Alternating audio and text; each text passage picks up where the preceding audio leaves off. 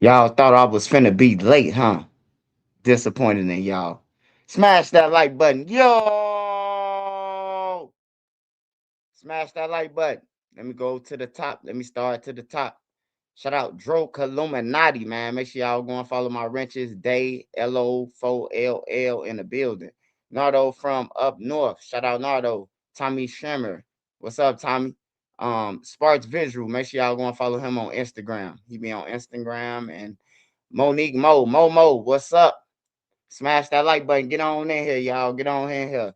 All topics, whatever y'all want to talk about, y'all seen or y'all see out there, we can talk about it. It's Saturday, man. Save your life. Stay out the streets. D Jack, what's up?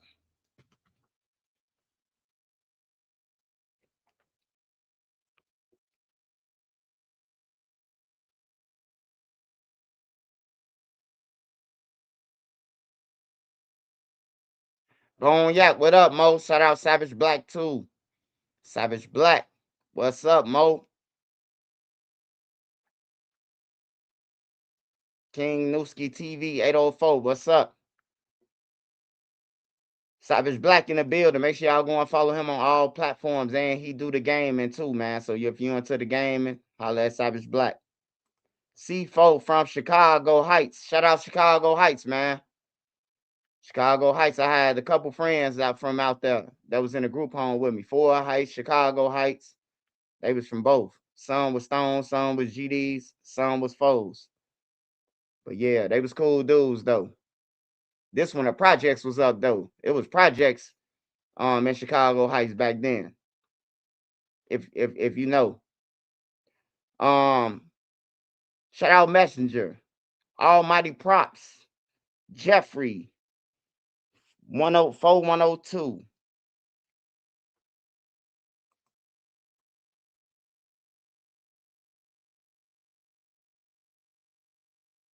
Queso said he want his pops dead.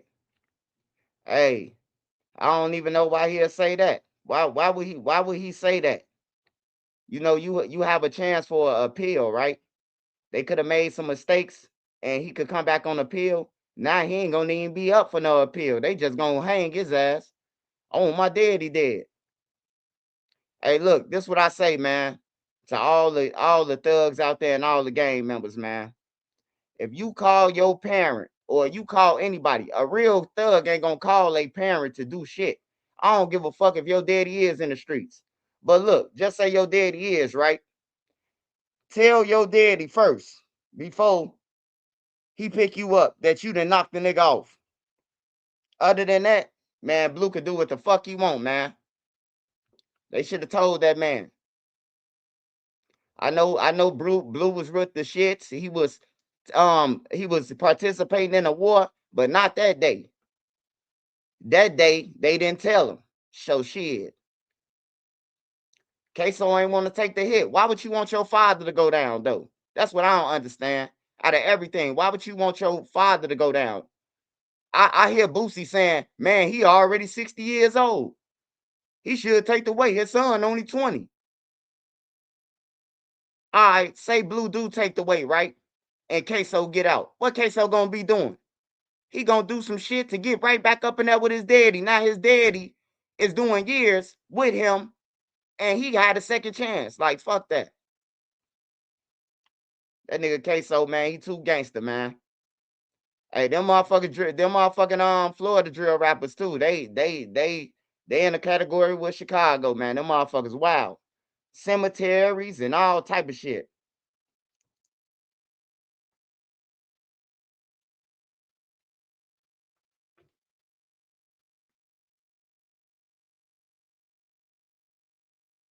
He should have cleared his daddy name. Yeah, he at least that's what he could have did. Shit. I'm pretty sure the cops asked him 50 times. Hey, look, we really don't want your daddy, but is you gonna clear his name? Nobody stepped up. All them niggas who was in there, nobody stepped up and said, man, we bogus for calling them, bro. We gonna take the hit. Scotty Butter, one of them, somebody should have took the hit for his daddy.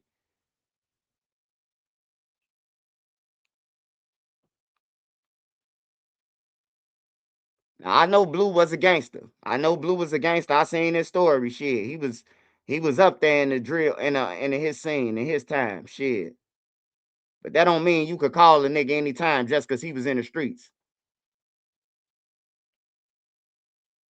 Man, I swear to God, I wouldn't even thought about calling my mama, man, or my daddy, bro. Call my mama or my daddy. I know I finna be in. You know what I'm talking about? Cause my daddy gonna be like, put me in a cell with him.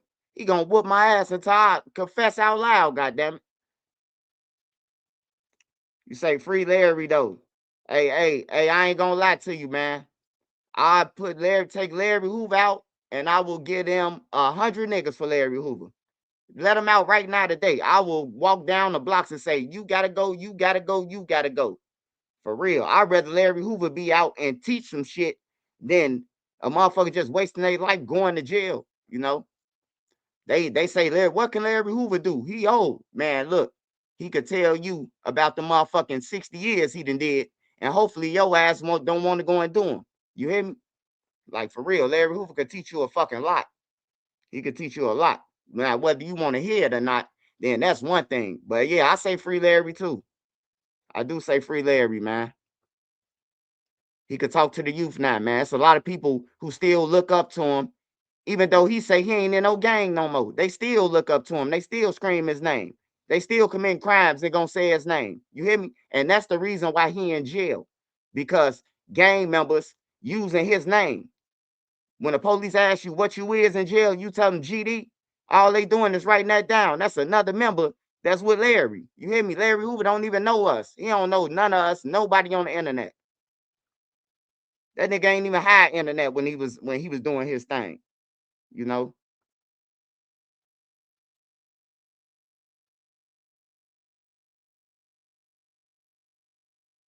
But yeah, I agree with that, man. Free him and just shit. Make his stipulations. He gotta go around the country and talk to the youth, you know.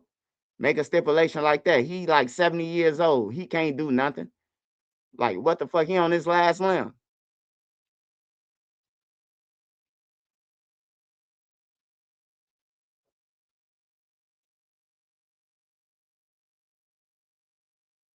Oh yeah, Chicago people just disrespectful. I done heard a lot of kids say, you know, oh man, if Larry come out, we gonna do something to him. Like, bro, yo, you ain't gonna do nothing.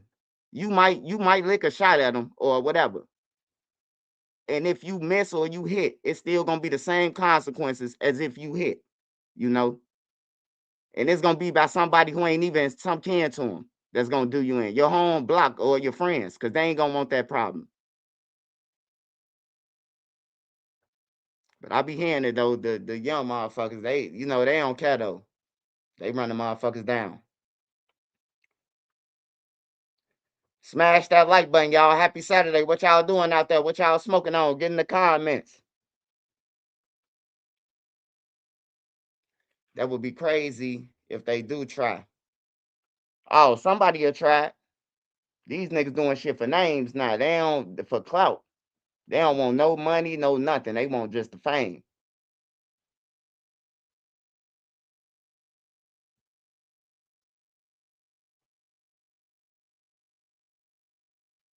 Chicago lit right now. Presidents are here. Stevie Wonder was on the outside today. Rest in peace to Jesse Jackson.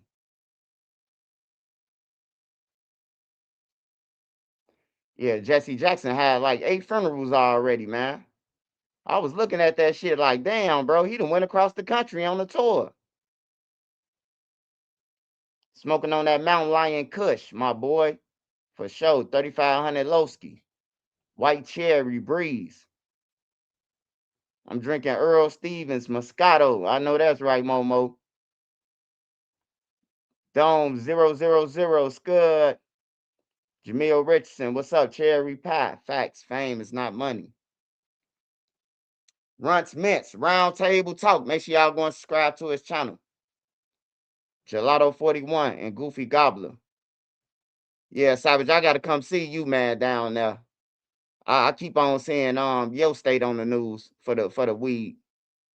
Cali too far. Cali got some good shit too. And Seattle too far. Washington too far too.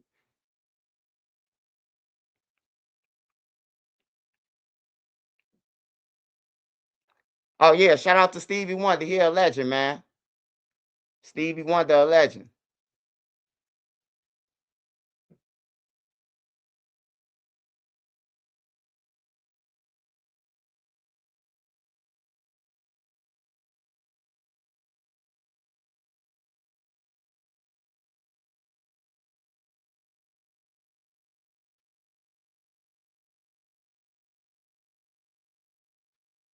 All right, so I got to get on the low end ass today, man. I got to get on the low end ass, man. I'm sorry, but I got to get on y'all ass, man.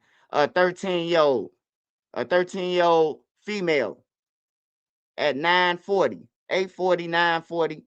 She wasn't supposed to be outside, period. You know what I'm talking about? When you 13, like it ain't the same when we was 13 and we was outside and the gang members are still make sure you straight a little bit. Hey, go in the building, man. We finna do our thing or whatever. It ain't the same no more. You can't have your kids out there. But somebody pulled up to Mandrake Park and unloaded 20 shots and hit the female. Ain't hit no girl, ain't hit no dude, ain't hit who you was looking for. You just shot the girl down, man. Hey, to the parents out here, don't nobody will give a fuck about your kids if you don't. So if you love your kids, protect your kids by keeping them in the house. If it ain't about no business or school or money, and you ain't leaving outside of Chicago, I keep them in the house. Let their friends come over there.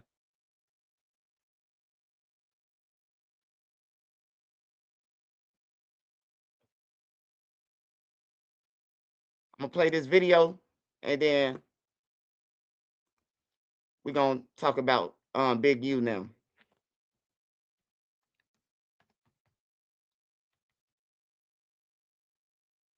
Shout out Roundtable Street Talk. Make sure y'all go and subscribe to that channel. My next interview will be on that channel.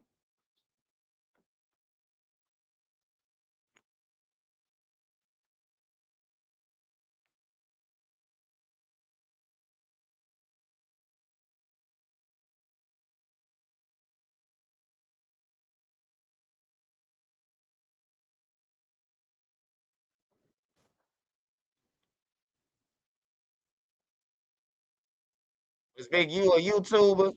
Group of friends Yeah, near Big Mandrake. U, big. You say was Big U a YouTuber? Man, Big U robbing or extorting the YouTubers. Big U do everything. He got every job that you could think of.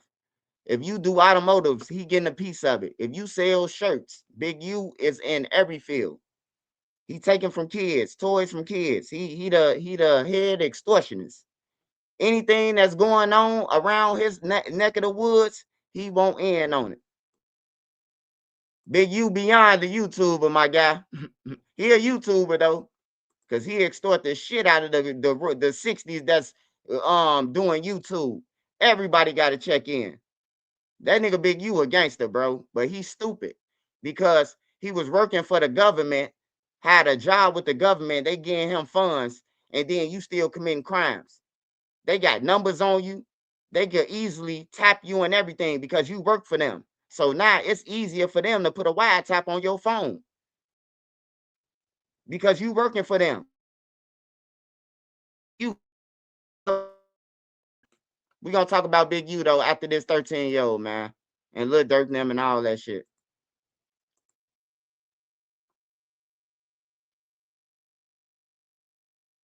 A 13-year-old girl critically hurt after she was shot in Bronzeville. Police say someone in a light-colored sedan drove by the girl who was with a group of friends near Mandrake Park around 9:40 last night. And police say someone in that car pulled out a gun and shot the girl before driving away. Our crew saw police putting down at least 20 evidence markers. Police say the girl was shot multiple times. She's in critical condition at a hospital. No one is in custody. Yeah, man. Sorry to the 13-year-old man and his and the people. They people. You know. I hope she make it back. I hope she all right. I pray.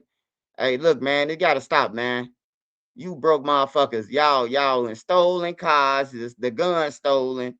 Like you ain't got nothing else going on but destructing other people's lives, man. On some real shit. It's time to go to the. It's time to start making y'all draft to the military, bruh.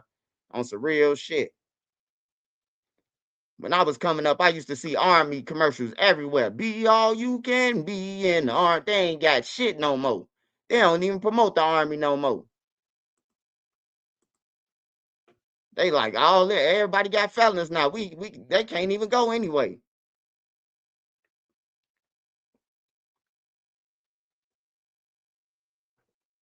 Yeah, prayers for that girl, man. Whoever did that shit, I hope you get caught, motherfucker. You ain't even hitting your targets. You niggas just shooting.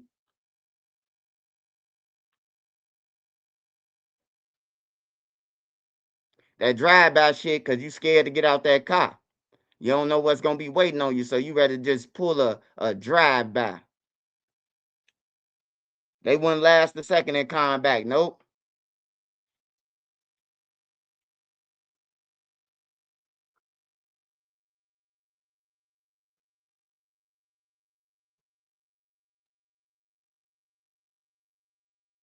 Let me go to Big U.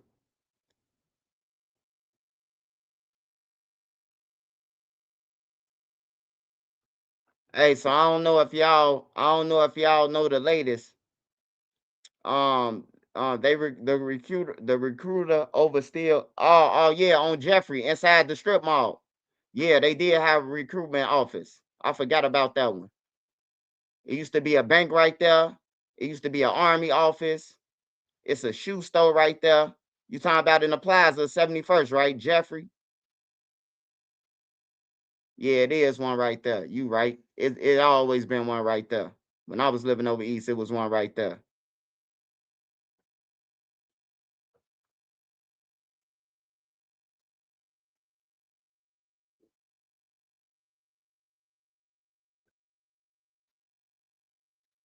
All right, so Big U. We talking about Big U. It's a lot of things coming out about Big U. Nipsey Hussle, they trying to put Nipsey Hussle body on him. That was supposed to be his boy. Then his artist, well, I don't know if he was his artist, but it was a dude we ain't never heard before. But he was a football player slash rapper who got found in Vegas. He got found in Vegas in the desert. You know what I'm talking about? After getting into a fight with Big U. He ain't never make his plane.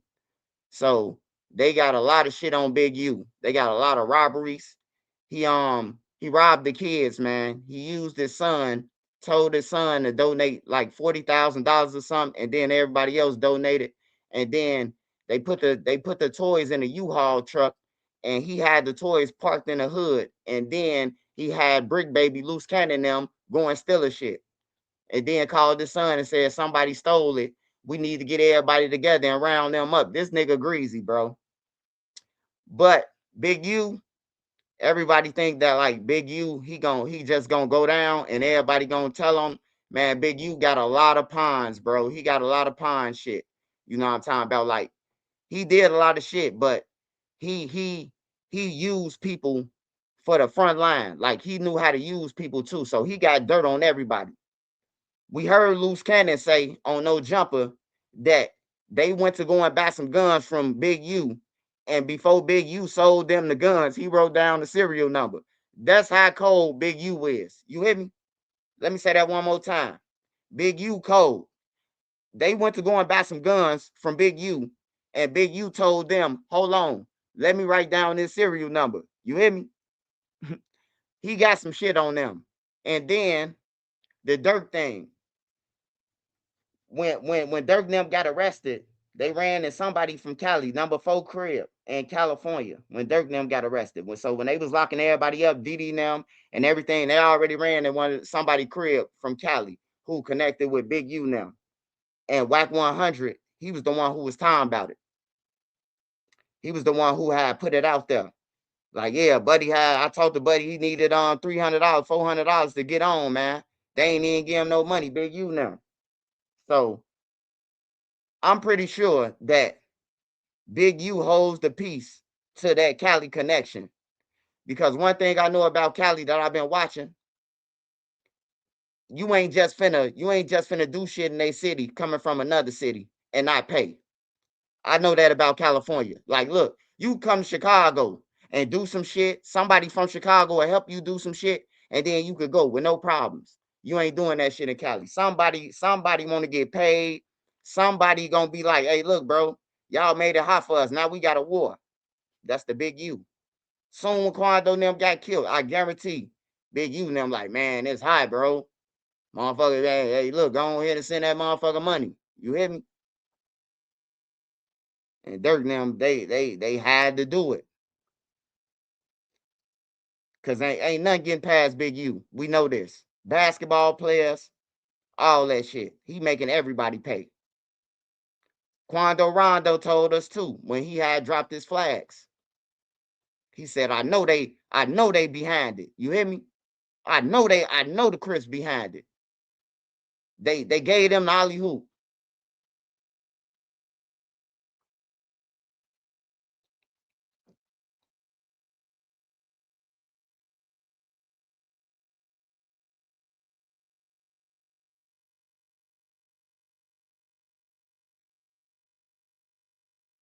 Say Big U on Jesse James time. Hold on, let me see this thing.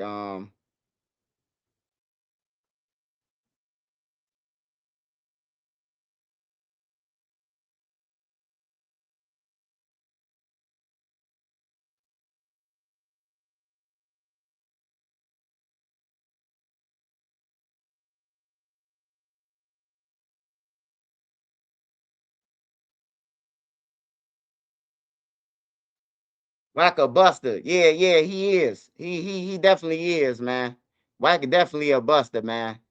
He definitely won. I ain't gonna lie. You gotta decipher the bullshit from the real shit. You got with Wack 100. But Wack was the first person I seen that say Lil Durk got locked up, Lil Durk arrested. He wasn't lying about that shit. He knew. Soon when they got Lil Durk, he was the first person, because I didn't really know if Lil Durk was arrested. I knew Diddy then was arrested. Cause soon when they got arrested, motherfucker called, hey, report about this, White. They just grabbed Diddy them, bro. They just hit the block, you know. So that's how I was able to know Diddy them was locked up. But he had said that Wack, what's the name? Who don't like Wack? I don't know Wack not to like him, man. I don't know him not to like him, bro. He just a motherfucker on the internet, bro. You can't like nobody that like you don't know or you ain't never met. I ain't never met him or nothing. But he do be on some bullshit. It's a big U type of figure in Chicago. Um, I mean, people did what Big U did, but it ain't gonna last long. It like in Chicago, like it ain't gonna last long. You might get the motherfucker weaklings, like the drug dealers who you ask them for $5,000 a week and it ain't hurting their pockets. They getting that shit, then they ain't tripping. He can get all of them, but like a gang member or something like that, nah, bro. They gonna you probably get a one time payment. You next time you come back, you gonna die. Dirk was the big U figure. Dirk wasn't never no big U figure, man. Dirk wasn't no damn big U figure. Big U was bringing money in. Dirk was shoving money out. That's two different things. Big U method was long as the outcome is income. Dirk was paying. Dirk was giving shit out. He wasn't getting shit in. Them niggas weren't getting them, helping them get no money in. They was had their hands out.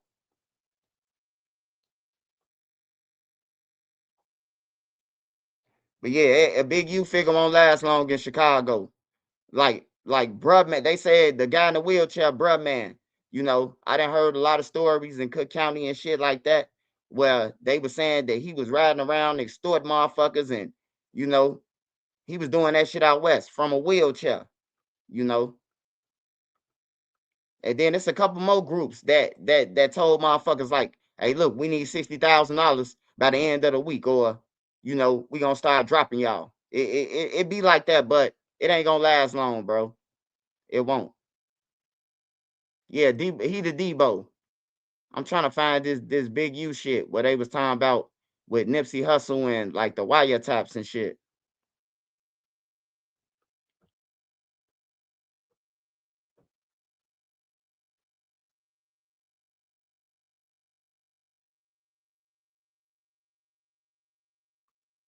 Let me see if If I get a call from a certain neighborhood, I get to twitching, bro. Like, hold on.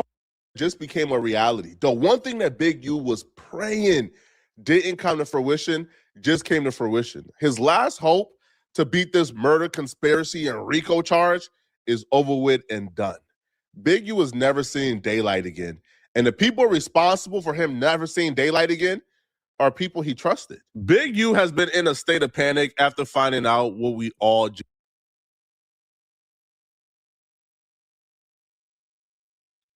You said it's Eddie Boy channel. All right, I'm finna go to it. Do members still pay dues? Man, ain't no fucking members, man. It's every man for theyself. When you go to fucking jail, ain't no members. So when you in the streets, it should be every man for yourself. I ain't seen nobody pay no dues. I ain't never seen nobody pay no dues with my own eyes. I never seen it. I done heard about it, but I never seen it. Like my generation ain't paying no dues because the money was gone. And this generation definitely ain't paying no fucking dues. So no. just found out. And I know he was in a state of panic because only somebody who is desperate would allow his lawyer to play with him how his lawyer's been playing with him. Big U's lawyers, from my perspective, has been filing a bunch of unnecessary things, just collecting up a check.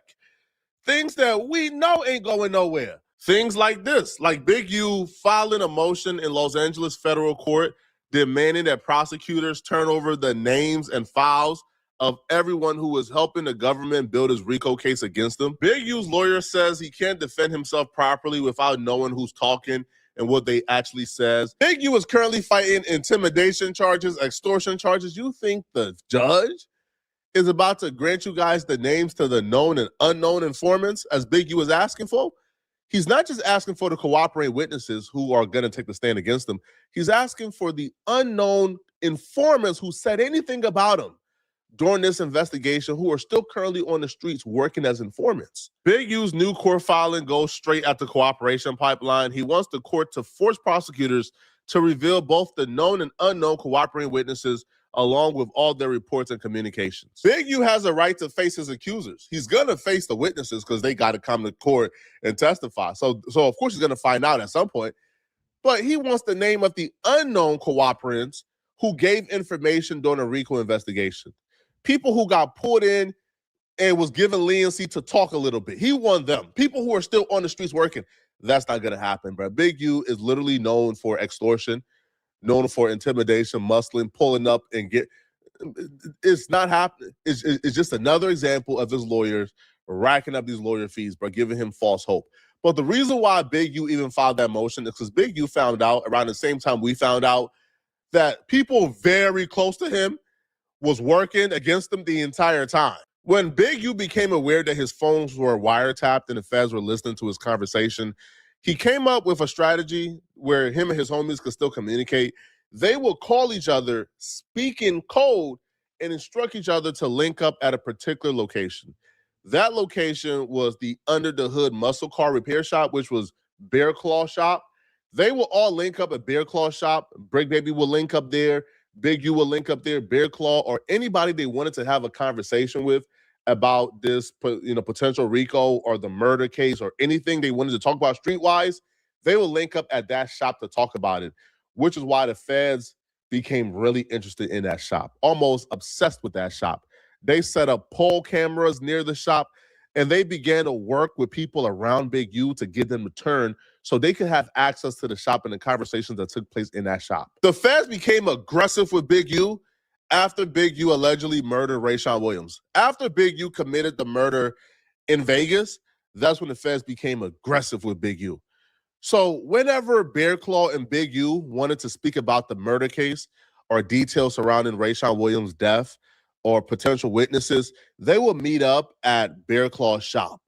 Now, whatever system Bear Claw and Big U came up with to where they can identify who to trust and the specific people that are allowed to be present when they discuss this murder case, that system worked because the feds tried everything in their power to get somebody to be in that room when the conversation and the meetings happen with a wiretap on them, but they couldn't. They tried their hardest What the feds began to do is they began to work with the Los Angeles Metropolitan Task Force on Violent Gangs. Now, in conjunction with this particular task force, they began to target and get people around Big U to flip. Now, the Los Angeles Metropolitan Task Force on Violent Gangs can be described as a collaborative law enforcement initiative dedicated to combating gang-related violence, organized crime, and criminal activity within the greater Los Angeles metropolitan area, part of the FBI's Safe Streets Gang Task Force initiative. It was established in response to the proliferation of street gangs and the associated violence and criminality. LATMG brings together federal, state, and local law enforcement agencies to target and dismantle violent gangs operating in the region. In this document, the feds revealed that several confidential sources have been developed by the LA Metro Task Force for Violent Gangs. The task force was able to target people around Big U, get them to flip, because they had very intimate knowledge of what these people needed in their current cases and was able to offer deals that were sweet enough to get them to turn on Big U. Now, the reason why this was revealed, because this paperwork is the feds coming to a judge and saying, hey, we need to renew the continuance wiretaps. And the reason why we need to renew it is even though we have all these confidential sources, we still have not been able to infiltrate the targeted location where Bear Claw, Big U, and others is meeting at to discuss this. And they are speaking candidly and freely because they feel like it's not wiretapped. So we need to access this. They will say specifically, although each confidential informant has been able to provide information in varying degrees regarding the targeted communicators in the rolling 60s, the information by itself is insufficient to achieve the goals and the objectives of this investigation for the following reasons. So then they proceeded to explain how they not only got people around Big U to flip and give information, but they began to explain and break down all the steps that the people around Big U took to throw Big U under the bus. People around Big U were flipping. They were bringing undercover FBI employees to Bear Claw shop. They were setting up meetings with Big U and undercover FBI employees to get them to meet. Some of these undercover employees were posing as street dudes to build a relationship and a rapport with Big U. The goal was to build a rapport so strong that you are trusted by Big U and you are involved or allowed to come to those meetings where they're discussing the various things that's going on with the feds in their, in their particular cases. One of the first people who tried to introduce a confidential undercover FBI agent to Big U and Bear Claw is a man they labeled as CHS-1. Now, CHS-1 has been communicating with the feds and working against Big U since July of 2021. On December 6, 2022, the LA Metro Task Force attempted to have CHS-1 introduce 2 undercover law enforcement agents to Big U and Robinson, which I believe is Sylvester Robinson. The goal of the introduction was to assess whether Big U will be amenable to future interactions with the undercovers. However, the introduction was not possible because of reported multiple shots fired at the venue where the task force planned the introduction. The venue got shot up before the undercovers could get to the venue to even meet Big U, regular LA stuff. But apparently the CHS was bringing these undercovers to meet Big U, not as, these are street dudes who want to work for Big U or be henchmen. No, these were 2 dudes they were presenting as legitimate business dudes that Big U could extort. So the CHS and Big U kind of had it all planned out where he had some homies who was doing dispensary work or who, had businesses in LA that Big U could meet, and Big U was going to try to extort these dudes. That was going to be the play. These dudes were going to present themselves as prey to Big U. Big U was going to extort them, and the feds will have all the evidence of Big U extorting them. But apparently those plans got foiled before it started. The task force discontinued the operation in progress due to safety considerations of the undercovers. However, a couple months later, on March 31st, 2023, an FBI undercover employee established contact with Bear Claw and Chuck at the target location, which is obviously Bear Claw's shop. During the operation, which was audio and video recorded, Chuck gave the FBI undercover employee a tour of Bear Claw's shop, provided the suite number for the target location, and provided information about the business name and its activities. However, the interaction between Chuck, Bear Claw and the FBI undercover employee was limited to a one-time encounter. However, they will say due to whatever took place during the one-time interaction, that they believe that future interactions between the FBI undercover employee and the targeted communicators at the target location will jeopardize the undercover, employee safety, right? So the FBI undercover agent that was supposed to try to get access to the particular target location, which is Bear Claw shop, this needs to be reiterated here. The feds don't just want access to the shop. They wanted somebody to be present for the meetings with the targeted communicators. So Big U would have meetings with specific people who the feds identified. These are the target of our investigation. These are the people involved in Big U RICO conspiracies. The targeted communicators, the subjects of this investigation, are listed as Eugene Henley, which is Big U. They had Sylvester Robinson, which is Vay, aka V. They had Mark Martin, which is Bear Claw. Zaire Mitchell, which is Brick Baby. Darrell Scott. Devon Douglas, aka Debo. Lamarck Saunders, aka Tiny Draws, and other yet unknown, collectively the targeted communicators. Now, this is very important, and you have to know this. This document is being written in real time, which is why when you read this document, they're talking about they are having to prove these charges. They're having to prove certain things. So this is before the indictment even came. So this document that got these names listed, when you go to the indictment, a lot of these names you see, have been completely removed from the indictment, and they're now listed as CWs. The feds were very specific with their word, and they said every one of the targeted communicators have violated the RICO Act. They have violated the RICO Act, and there's evidence they have done so. So the feds don't just list you as somebody who has violated the RICO Acts, right? One of the people who is helping Big U, conduct this criminal enterprise, and they'll say, nah. Now, maybe the feds are still investigating some of these guys. Maybe that's why they haven't been picked up yet. But if you were listed as a targeted communicator and the feds is listing you as somebody who have violated the RICO Act, but yet you weren't picked up and there's no mention of you being indicted, I'm looking at you a little bit suspicious.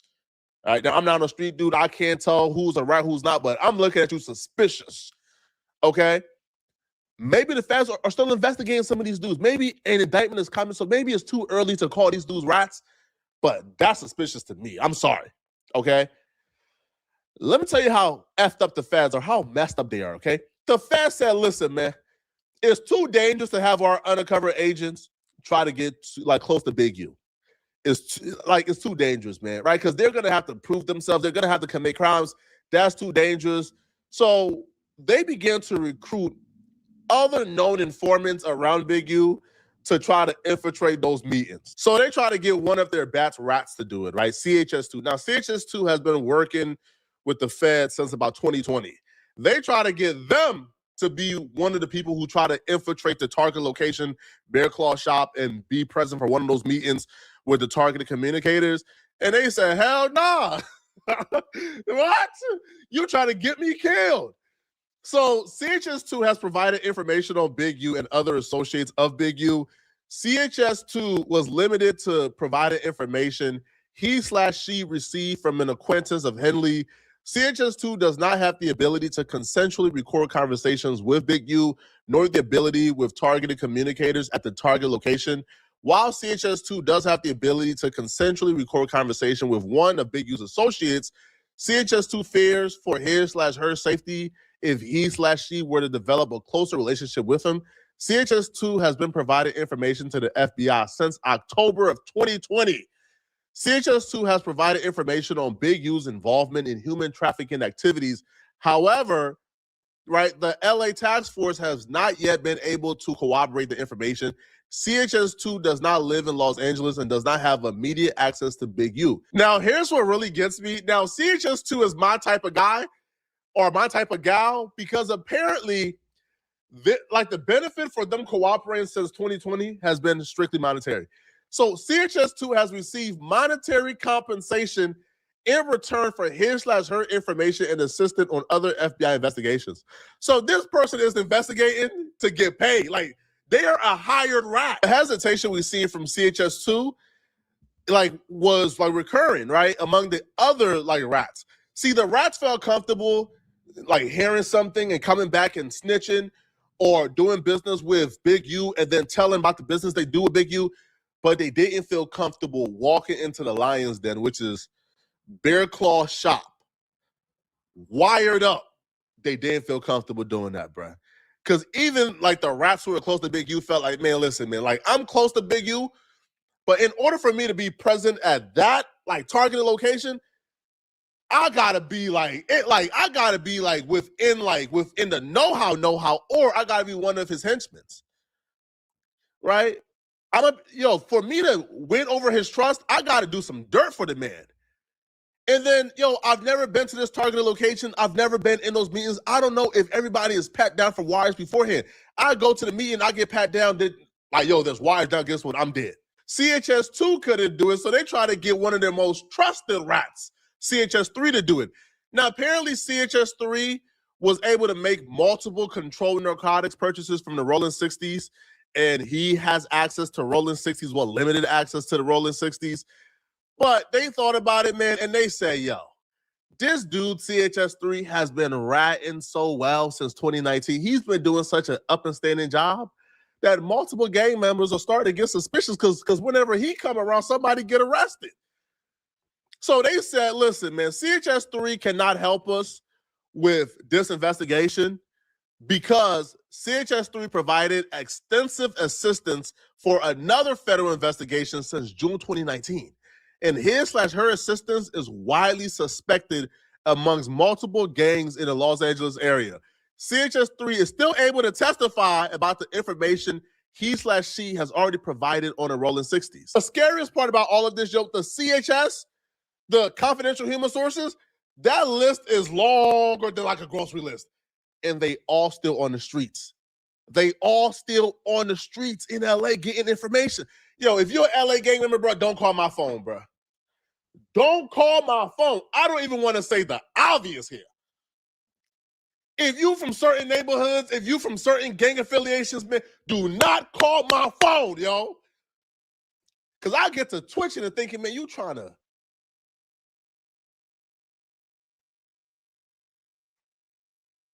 Like, damn well ain't nobody calling your phone, just period.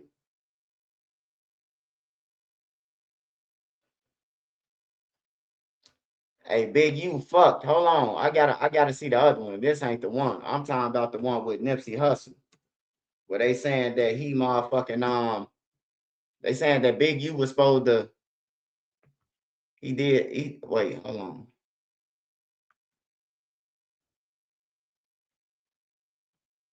I think it's this guy. So let's go back to the breakup of Nipsey Hussle and Big U's business. It was always very vague, like, what was it about? Why did these guys, because Big U put Nipsey with Steve LaBelle, and they got him going. I mean, Nipsey, we know him at the end of being this entrepreneurial guy with his own team, but he didn't start that way. I mean, Big U played a part in him getting started. And he would talk big draws, big draws. He would constantly reference him, and big draws took me here and hooked up that, and they went out to New York. And so they were rocking, and Big U definitely had a value for the early stages of his career. So they were out on a tour bus doing a promotional tour for Nipsey in the mixtape days. This is right before they broke up. The bus kept getting pulled over. He sick the police on Nipsey.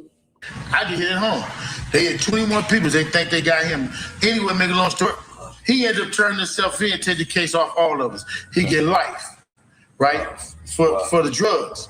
When that happened, my team is acting weird. So I'm looking at Steve. I'm looking at Nip. Man, get a paperwork from Sony so they can see that we releasing all this. They acting weird. So, me, I'm still kind of like, hey, I'm hot, hot and heavy, but Loose Cannon claims Big U was given the information to get the bus pulled over trying to get Nipsey caught with a gun. Maybe not. I don't know what the strategy of that would be. Hey, Hey, it's a dirty job, but somebody got to do it, man. I'm telling you, that shit happen all the time. Motherfuckers, you leave from with the nigga who got all the money on the block, all of a sudden the law just surrounds you. They know you got a gun on you and everything. And then they lie to you and say, oh man, we just got a call with your description. Like, man, how the fuck you get my description that quick? I just stepped outside. Be shit like that. You will never know if they got bumped off. Cause shit, when they get bumped off, they get bumped off with shit that they be like, oh man, you gonna help us? Go ahead and let them go with that shit. It ain't just no one gun. It's some kilos or some tons of shit. A lot of shit. Drugs, guns, money. But what's interesting, you see how excited Big U is talking about it. And if you listen to what he said, it's that a guy he knew had a travel agency and they were sending people on bus tours to drop off the work, to sell work, and they were getting a big bag. So that's why, and you was tied to this guy, so that's why they kept getting on the bus. They were looking for D Ruggs and the guy, and they did, and Big U got picked up. A bunch of people got picked up. Big U was not charged. His buddy took the whole case. Now, for the record, for those of us that have had our fate be under a prosecutor's decision, you can't take someone's case. Like, the prosecutor decides who gets charged. Now, a person can say they're the one who did it or whatever, but so I don't know what he means by the guy took everything and got life. He might have been the only one who ended up with life. I don't know what the logistics of that were. Now, so Big U was tied in with a guy who was sending tour buses out under the guise of his travel agency that really had to work on them. Nipsey was doing a tour, a promo tour. Now, I cannot remember who the hell was talking about this. If you're a Christian thinking about starting a business, don't. Starting a business is a terrible idea. 95%.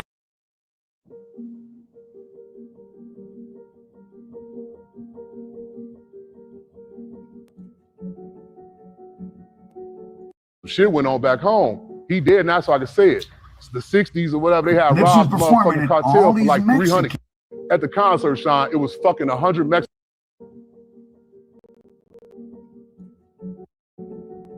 Sean, it was fucking. The Mexicans in Chicago tried to kill Nip? Yeah. At the concert, Sean, it was fucking 100 Mexicans with colorful Crenshaw shirts on the south side of Chicago. But we went backstage, Nip like, man, hey, keep y'all head up, because, you know, some shit went on back home. He dead now, so I can say it. It's the 60s or whatever. They had robbed motherfucking cartel for like 300 keys of heroin. All wearing the same. And they know he's traveling and this and that, so he was an easy target. They was going to kill him to hurt the 60s type shit. We kind of rushed the stage, and then after the thing, they had to run to the tour bus, and there was going to be some gunplay, or somebody did have to let off some shots. Now, that could kind of sound like, remember, this was during the time, well, still, Chicago's, I mean, LA's a hub for work, so is Chicago. A little cartoon. Could that have been, and then Big U, we know, likes to rob plugs. That's what he went to prison for back in 91. Extortion charges now. He likes to get stuff and not pay. Could some Mexicans somewhere have been owed some money by Big U and them? Or that guy that was sending the work out on the tour buses? So imagine you got a black guy in LA, you know that he's getting work and he's sending around the country on tour buses. He doesn't pay for a load. He owes. Of course, it's hard, you know, easy to not be found, right? But now they know, oh shit, this rapper that we know this guy is somehow affiliated with or is in the same circuit of people, Nipsey, he's on the road in a tour bus, and we know this guy sends work out on the tour buses. Let's run up on them. So, well, I'll have to investigate that further. Maybe you can give me some help. There's always some. So that's why I left music. That was really how I left music. And if you look at it, like, if you see where at some point in our music venture, you only see Steve and Nipsey together. You kind of really don't see me no more. And didn't really know why I had left. But I'm like, if these panicking like this over some that ain't serious, and we in the hip hop game, what if we knock down some? For real. You know what I'm saying? Yeah. So, you know, I love Steve death, but I'm like, I got to get away from this. And we weren't making no money then. Yeah. You know what I'm saying? Yeah, so they make no. And being really pure with my energy. And I was just only doing music. And I was like suffering financially. You know, the police raided the studio and took all the equipment and put a gun on me that was in the house, a shotgun. It was a registered shotgun, but I was on probation for a gun. So, you know, the probation says you can't be around no guns at all. So they booked me for the gun, took all my equipment, and I was really just in the working. You know what I mean? Just like, they don't know that. Nobody know how pure you are but you. And I was really pure at that time. I wasn't doing nothing but music. You know, it kind of discouraged me for a long time. So if we think that there's evidence that Big U back in 91, because Big U wasn't the head of the drug thing. He was listed as an enforcer, and he did try to stick the guy up. And he got less time than the other guy, his co-defendant in the conspiracy. So he was not the one in charge, he was the enforcer. So then he has a history of being attached to drug rings and being the muscle. But then when things go sideways, him throwing someone under the bus. Well, literally with this Nipsey Hussle tour bus situation, it kind of sounds like that. So that's, and as you saw, Big U said, oh, when I came back, they were all acting funny. Well, gee whiz. People don't want to get searched for guns and get taken into custody and chased by Mexicans in Chicago and asked by the feds about, are you trafficking drugs on these buses? And then he says, oh, we're in the hip hop industry. We might have to lay somebody down. I mean, you're right. You might, but that's what you're thinking about. You should be trying to not have to. Like, that's always right. You always may have to do whatever you have to do, but that shouldn't be what you're thinking about. But that's what he was thinking about. That's what he was really into. He was a guy that he liked the street stuff, which, listen, to be good and make a career in anything, you usually have to like it, right? Some people are just in it for the money, but there's so many opportunities to do stuff in LA. If you're being a criminal, you're into it. You like it. So, I mean, it all kind of makes sense. So Nipsey is like, oh man, this guy has got me being questioned about drugs and guns. And then he himself, his behavior is suspect. Let me get away from this guy. And then he might have been talking bad about, you know, like, oh, what's up with Big U seems suspect, which of course is going to raise Big U's antennas. Big U, as told by Lil Razzie and others, goes over to the studio where Nipsey is to talk about his equipment and ends up throwing a water bottle at Nipsey and hits him. They go outside to fight. Big U's doing his MMA stretching. It's not that Nipsey beat him up. They kind of spar around for a while. Nipsey's smart enough not to let him get too close because Big U is a big guy and trained and all that. It would hurt him if he grabbed him, but he doesn't let Big U grab him. He's much younger. Big U starts to get tired. So they call out another guy, Little Draws. Little Draws and Nipsey go at it a little bit. So he didn't beat up Big U or nothing. But then the other time when Big U makes Nipsey, see, Big U said he went to pick Nipsey up to get his discipline, but they were, from other ways the story is told, they're outside somewhere in the 60s hood and Big U pulls up and is like, yo, get in or something. And a fight starts and Big U and his group is getting the best of Nipsey and the other group, but then Fats pulls up. 5'4", stocky fast, and he's upset. He just gets out and runs and kamikazes you and puts them out his pockets. So if your reputation is of the ultimate enforcer on the streets, you're, to use his own terms on the wiretaps, I'm the last OG still killing people. You can't get, literally, it's one thing to dance around with Nipsey and you're old so you get tired, but neither one of you really punch each other. It's another thing for Fats to actually hit you in the chin and knock you down. And listen, anybody can get knocked down because I don't care, there's no muscles on your chin or nose. You catch a blow from a guy who's 250 pounds. Hey, somebody from California. I need somebody from California to comment. Hey, is Fats the guy who got killed, who was running the dispensaries? Damn, that's crazy, bro. I ain't know Big U had something to do with him. Big U a slime ball, man. Damn. Man, I thought somebody else did that. I thought somebody else like a gang war or something. Damn, Big U a monster. Shit.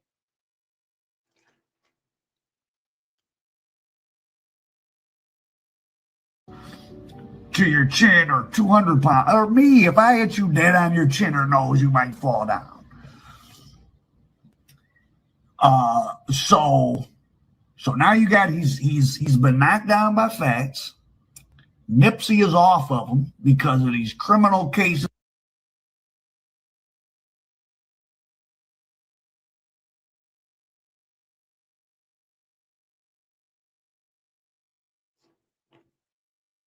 Yeah, man. Rest in peace to Nipsey now, man. Rest in peace to all them guys. That's crazy. That's crazy, bro. I seen the Fat shit like 2 years ago or some shit. We was watching. I ain't know Big U had nothing to do with it. I'm thinking they all Crips. Shit, it's just like Chicago, bro. It don't matter what you is. Motherfucker, get you situated, then come to your funeral and say, oh, mama, we gonna find out who did it.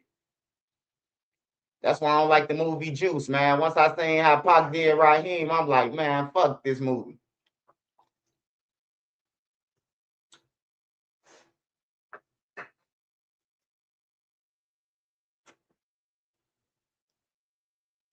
Big U knew it was his time was up. That's why he turned himself in. I ain't gonna even lie, bro. He had escaped it. He was supposed to just go ahead and run until they caught him. Fuck you turning yourself in like they finna let you out, like you a public figure that was righteous. He's supposed to kept on running. I don't know why the fuck. Hey, yeah, old versus young. But I just not start seeing the young people. Like the young rappers in Cali and shit. I'm just not seeing them really. Like over the couple of years. Like I always see older motherfuckers who look like they did 50 years in jail lifting weights, lifting dumbbells and shit. You know, that's all I be seeing. I don't be seeing the younger motherfuckers. Or they young and they look old.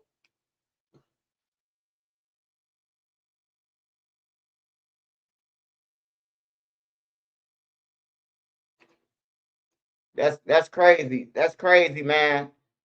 That's crazy, bro, because it's a lot of people who get tied in with like managers like that, bro, and then they getting killed back door. Like I still want to know what happened to Chino.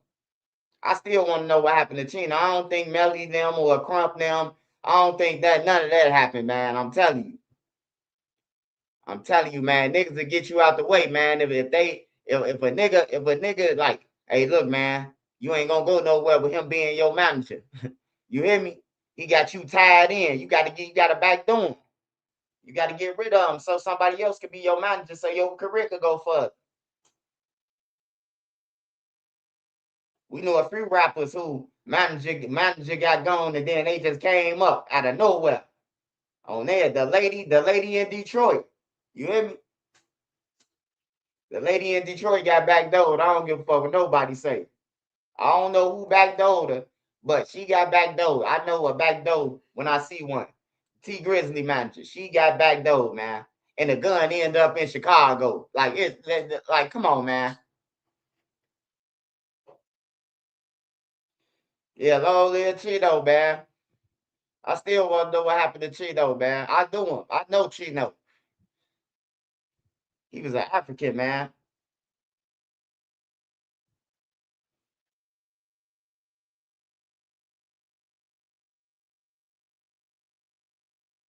If Big U wasn't in jail, do you think he'd be dead right now? Hell no. Big U wouldn't be dead right now, man. Hey, look, one thing we know about Big U, he know who to feed and he know who to take from. That's what I learned about Big U. He know who to feed and he know who to take some. I couldn't believe that Brick Baby robbed these people for the money, and then Big U say, hey man, hey, where that money at? Brick Baby say, oh, I'll give you 3.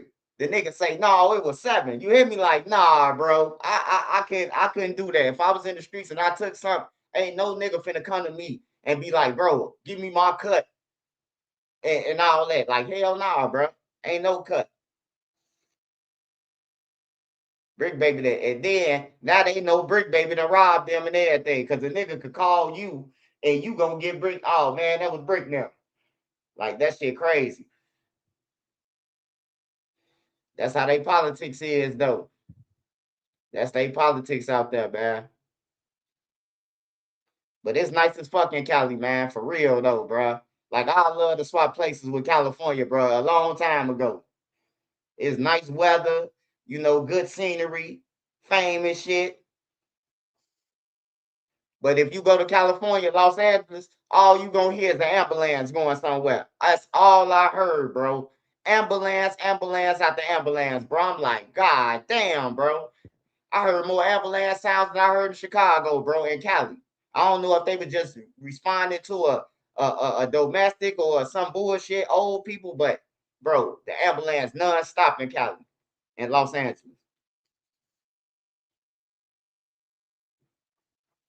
Smash that like button.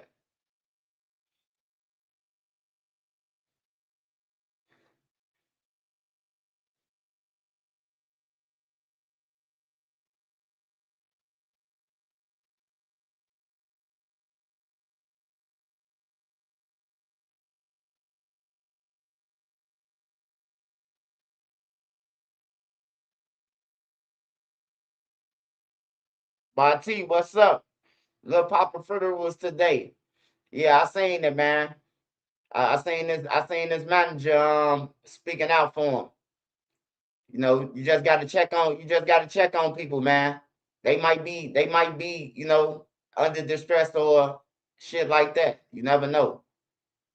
But they said he had shot himself, man. So he was going through whatever. He felt like he let everybody down. You know, you just got to keep pushing, man. You just got to keep pushing, bro. You know.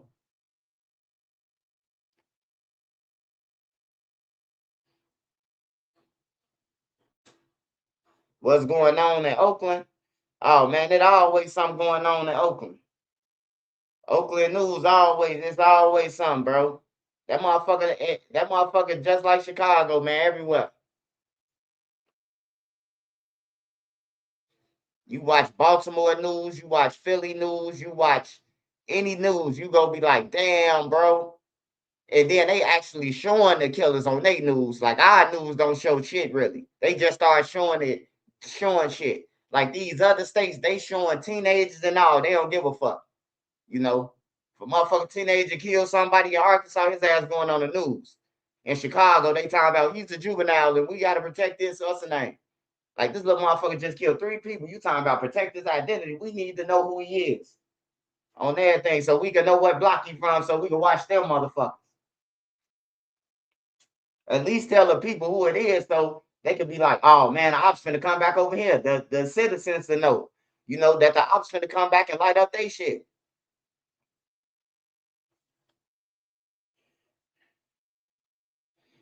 I think we need a human intercom, man, everywhere in the world. When somebody do something from a block and run back, warning, keep your heads up. A shooting will occur. Shout out to St. Louis. St. Louis being active too. Yeah, I seen St. Louis, man, but St. Louis really, like the rappers, they really chasing it, man. I'm surprised them guys ain't in jail. You hear me? I'm surprised them guys in St. Louis ain't in jail, man. I ain't gonna lie, bro. Like that a motherfucker get killed, bro. Like they go to the extent to tell that they did the shit, that we did it. Ask your boy about the dent in the side of his head after we kicked him. You hear me? Like they go further with it, bro. Like I seen Chicago brag about some murders and shit like that, but them niggas in St. Louis, they a little bit different, bro. Like the little guy yesterday we watched. They said that a person got killed after the dude who run the doorbell after he got killed. They said within 24 hours, the motherfucker got killed. He was already, the dude was just on the ground still. Homicide ain't even said his name. The motherfucker, hey, yeah. Ask your homie what happened. Like, come on, man. You putting along your block. That's all you doing, bro. They finna investigate y'all, bro. The spotlight is on y'all now. When you brag about shit like that, murders and shit, you know. The Mellow Buck shit, Shorty and them was bragging about. Yeah, ask them 18 people how it feel. Boy, y'all just don't know. Ain't nobody getting away with that shit, bro. You ain't getting away with hitting 18 people. Shooting 18 people and 4 dead, bro. They building the case. It's some type of case being built right now. Just because they ain't in jail, that don't mean that they forgot about it or it was going unnoticed. And that was stupid as hell, bro, how they did the Mellow Buck shit. Because they did a straight motherfucking Grand Theft Auto, bro. Like, as they driving past, people dropping, like, bowling pins.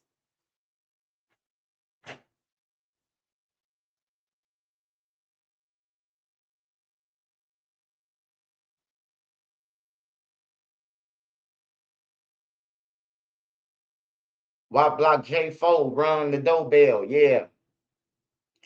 He crazy, man.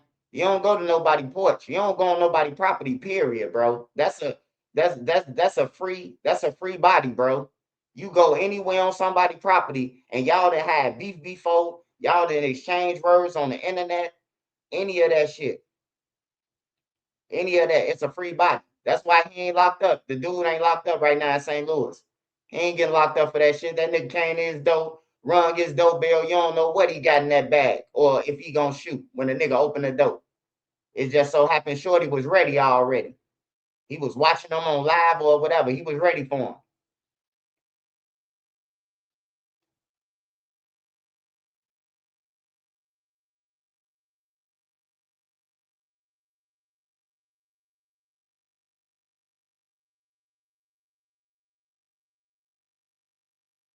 Hell yeah, the jail's getting paid more than ever, man.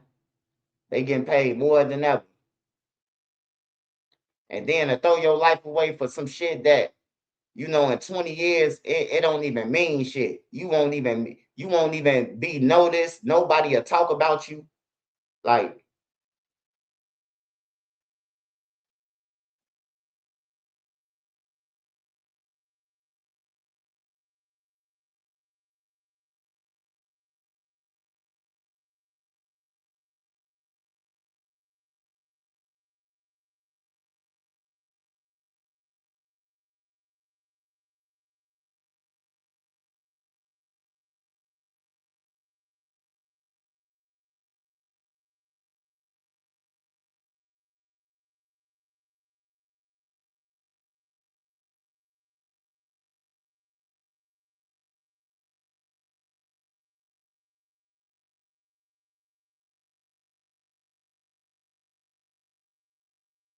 it's human nature, it will never stop. Just change waves.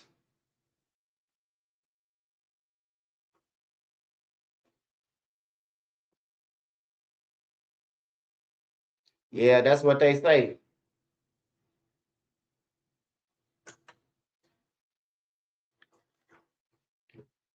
That means somebody ain't doing their job at home, man.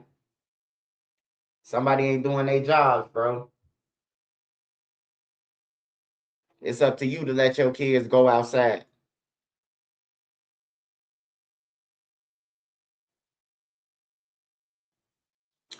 What else out there I seen? What else out there we seen? Boosie goes off on Kodak. Man, fuck that.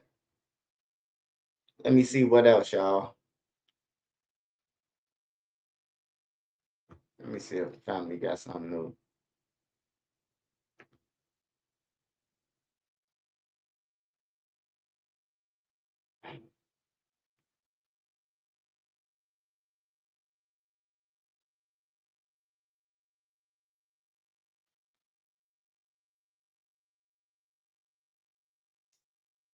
Smash that like button, y'all.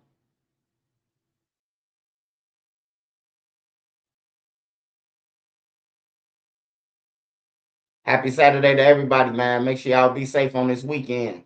Got to make it to Monday. Sad to say, but you got to make it to Monday. Shout out to Round Table Street Talk. Make sure y'all go and subscribe to his channel. My next interview going to be over there on his channel.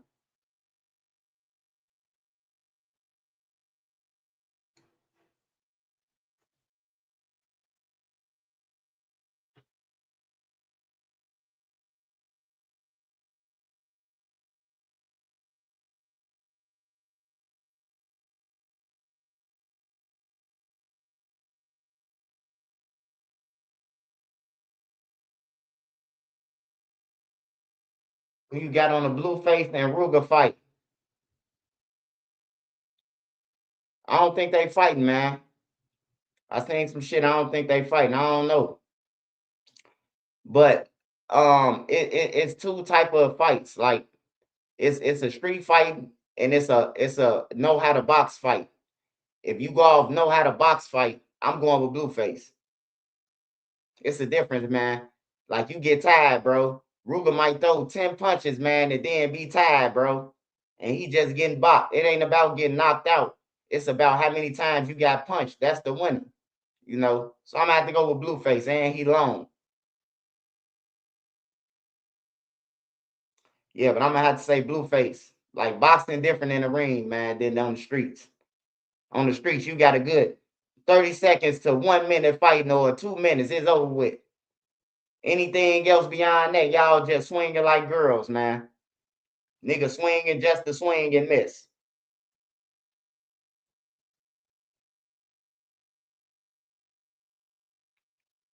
Say Ruger and Dutchy popped out for G Raven music video.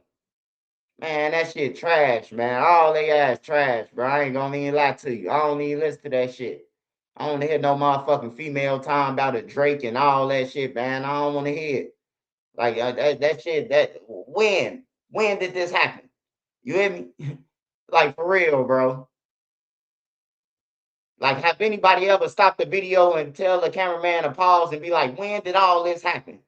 When did a motherfucker shoot a motherfucker with a Drake and all this shit? When? Like, for real, when? Because we would have seen it on camera. These motherfuckers so when to touch on themselves that they be wanting everybody to know. We would have seen it. We would have seen it.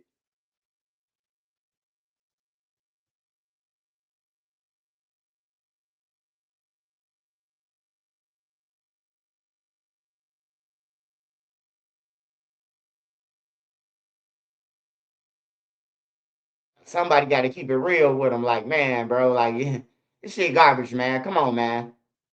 Like for real, man.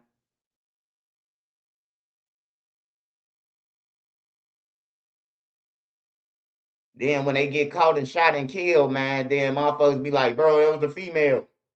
Y'all don't get no points for that. That was a female. But she talking about that she shooting people cards up and shit. Like, I don't know. Ruger still trying to get folks in that dough. Oh yeah, Ruger eating already, man. Ruger gonna eat for life, man. He on the Donda album. He wrote for Kanye West, man. He gonna eat for life. He good.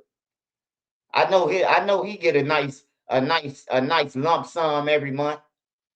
I know he get it. Kanye West shit go up.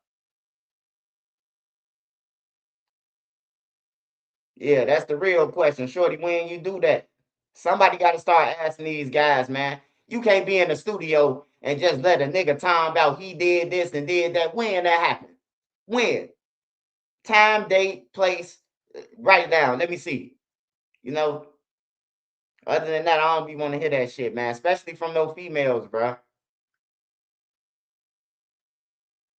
Like, I ain't saying that females can't rap, but it's a lot of shit to rap about. Like, you know, then you killing somebody or you got a fucking Draco every song.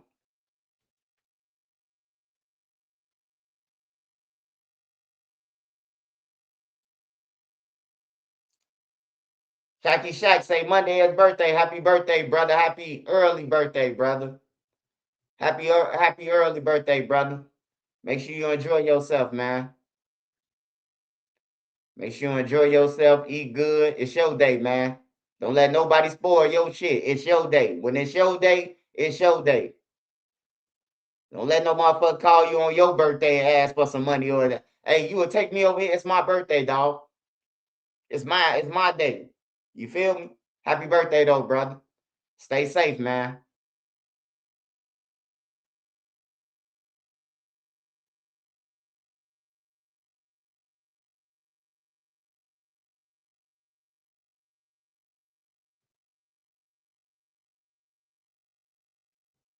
$3994 Pisces game.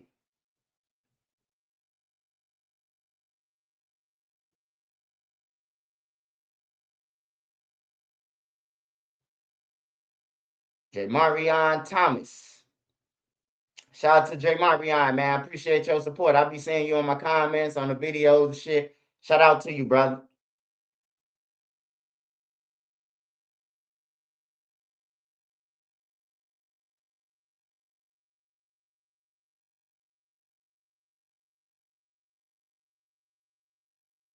What else we got going on out there, Trap?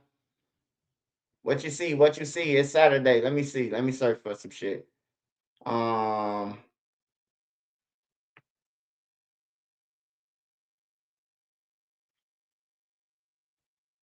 I seen some shit on Atlanta news. Let me check it out right now. It was some shit a white boy did. Oh.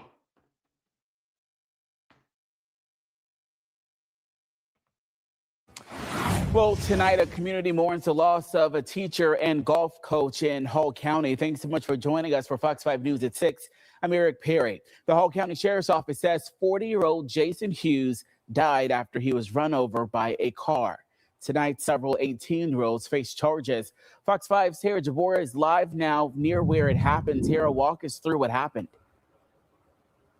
Well, Eric, we're here along Northgate Drive. This, of course, is Jason Hughes' neighborhood. Now, just about an hour ago, I got the chance to speak with some neighbors that live here. Of course, they're very upset and so sad to hear what happened to the 40-year-old teacher and coach. Now, here's what we know so far from the Hall County Sheriff's Office. They tell us that a group of 5 teens, including 18-year-old Jaden Ryan Wallace, went to the house to get to toilet paper the home, which, of course, is a pretty common prank. Now, deputies say when the 40-year-old man, Jason Hughes, came out of the house, the 2 groups of teens scattered in 2 different cars to get away.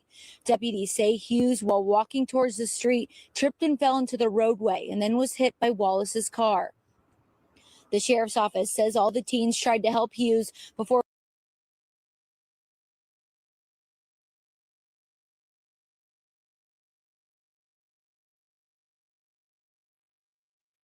motherfuckers just wake up and throw away their lives. Let's go over here and throw some toilet paper. Now y'all got a murder for throwing some toilet paper.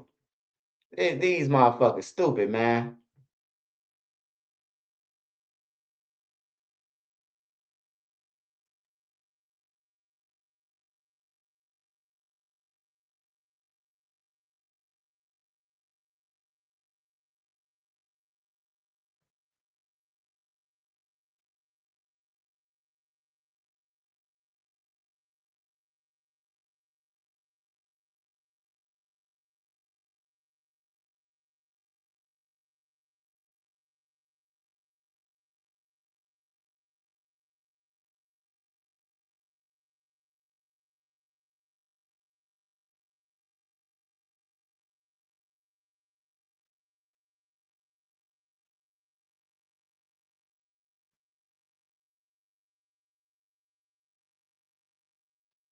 You think they gonna do life? Yes, sir. Who you talking about? Big U them or who? Anybody, yeah, anybody in that field, Big U, Dirk, and them, they doing life. They getting life, man. I ain't gonna even lie to you, bro. When you go to that, when you travel on an aircraft or through TSA or anything, bro, that's federal.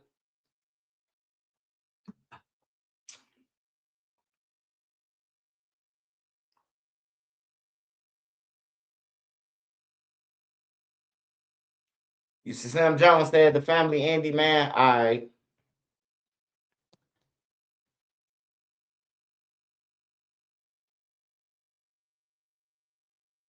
That's the sound of an American oil company hard at work. Want to be a part of it? Listen up. Hello, my name is Adam Ferrari, and I'm the CEO of Phoenix Energy. I look forward to you joining us at our next webinar where you can drill deeper into our bond offering. We currently offer 2 investment opportunities. Nobody wins when the family feud. Nigga, we on a block TV, goddammit. We in the meds. You feel me? It's out here. We got, listen, they got the biggest in the city, the biggest house. Niggas is scared. Like I said, what be the problem? Hold on. Why Jay can't come over here? Who's Jay? Jay, I want to come over here. So why y'all didn't come over here? Who y'all don't fuck with? Who y'all don't fuck with? Who is who? I don't put you. What? No, please no. Anything but this. I'll whoop you up right now. No, don't do that either. But who said Jay can't come over here? I'm gonna lay you. He said not on duty.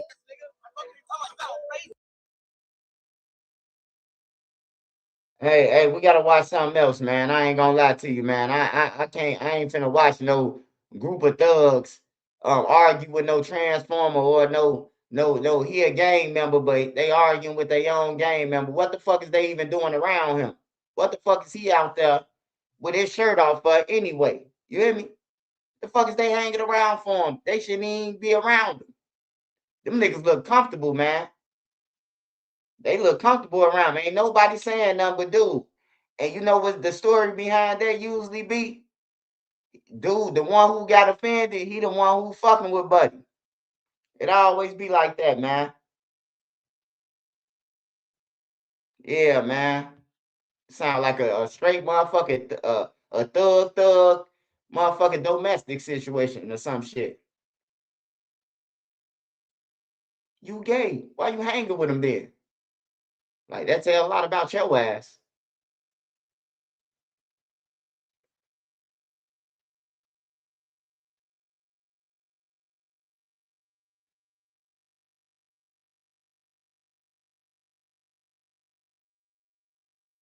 It was a good story.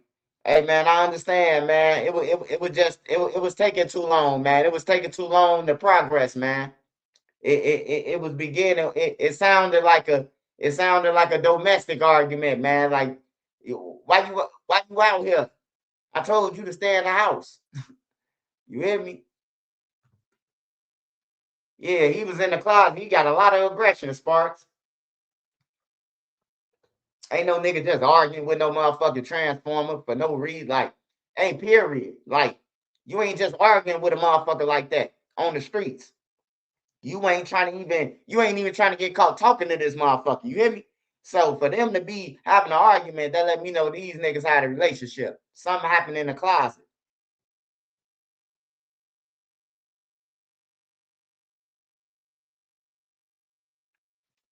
For real, child, I was a little upset when the live first started, but y'all brought my spirit up. I'm back in a positive mood. I had to check myself, like, what the fuck I'm upset for? Yeah, man. Let that small shit go, man. It's bigger problems, bro. Let the little shit go, man. Just think about it at the end of the day. We only got one life and we on the time clock, man. Let's just enjoy it while we here. Ain't no need to get gray hairs or none of that shit. What in the little J is going on? Yeah, man.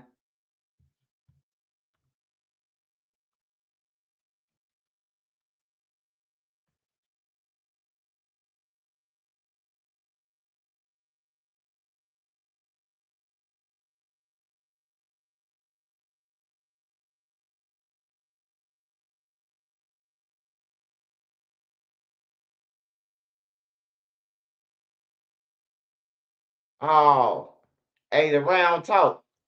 Hey, the round talk, man. They say your boy C Murder. They say C Murder could have got 8 years, man. Say he could have been out of jail. Master P said it, bro. Say, man, I told my brother, man, he could have been out of jail, man. He ain't listening to us. He listening to the streets. What you think about that, Round Table? What you think about Master P trying to get C Murder to take them 8 years? But the 8 years come, would you got to give up Lil Poo Poo? You hear me? You got to say Lil Poo Poo shot, and they gonna give you 8 years. He out the door. Now, why Lil Poo Poo just can't come forward and say I did it? You hear me? You got this man in jail. He ain't do it. They know he ain't shoot. But since he don't want to say it's shoot, you know, that's what I'm saying about the streets, man. It's like it's a fucked up situation, bro. I'm in jail for 40 years. This nigga out living his life, having kids and all this shit, coming in and out of jail. But I'm a real nigga because I'm doing 40 for him. Like I don't understand it, man. And that nigga C Murder been in jail for a minute now. He been in jail at least about 20 plus.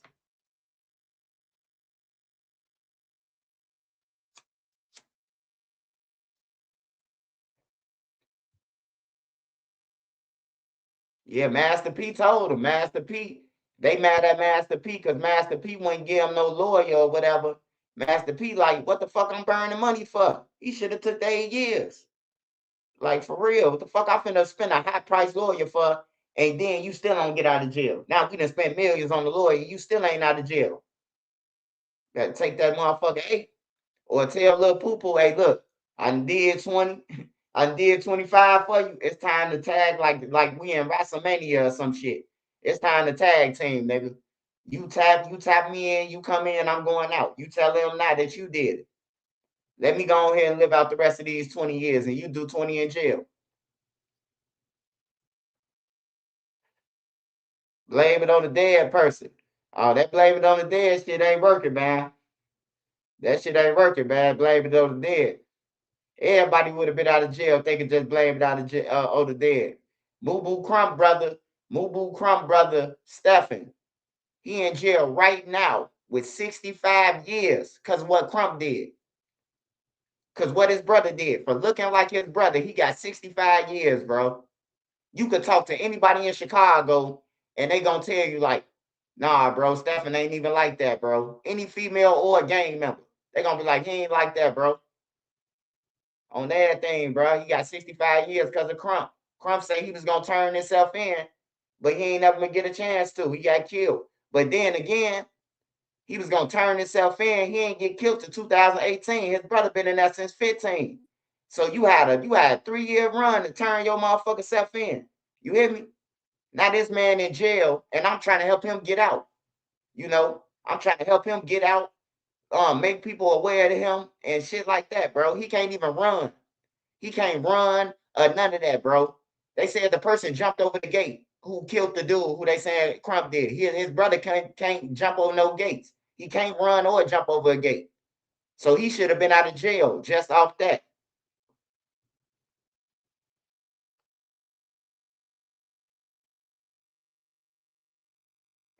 And if I was Stephen, man, I would have told Crump, bro, like, he would have told me, like, the first, hey, bro, I'm finna get you up out of there on bogus. Hey, did y'all record that? You hear me? Did y'all record? Hey, look, we need to subpoena them phone records from Securus on everything. He admitted that shit. I would have got, hey, look, bro, hey, remember that time, man? Ooh. Hey, y'all get it? Yeah, niggas ain't trying to leave the streets, man. They ain't trying to leave that girl and none of that shit. I look at D Rose and I be like, that nigga got 40 years for a murder that the whole city of Chicago know he ain't did. Fuck, the police know he ain't do it. You hear me? But they just stuck it to him. All right, they said he did it. We're gonna put it on him. And he got stuck with that shit. Now D Rose, he got what, 30 years left. He got 30 years left in jail, man, for some shit he ain't really do. But when you doing shit out here, you know, and you got away with it, he probably got caught for some shit he got away with before.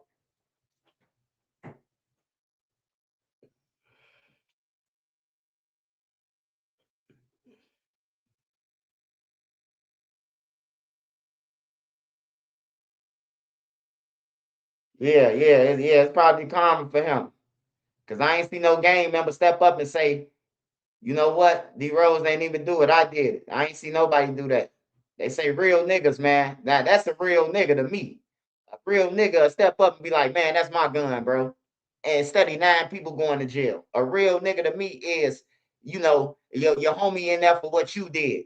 All right, after a while, bro, like, come on, man. Get him up out of there, bro. He didn't appeal it. Yeah. I think he appealed it once. I think he appealed once. Or he might not have appealed. That might have been C-Day now.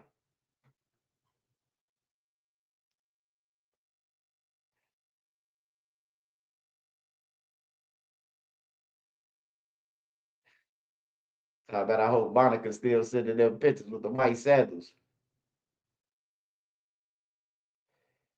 D Rose gonna be getting out and a lawsuit in about 20, 25 years.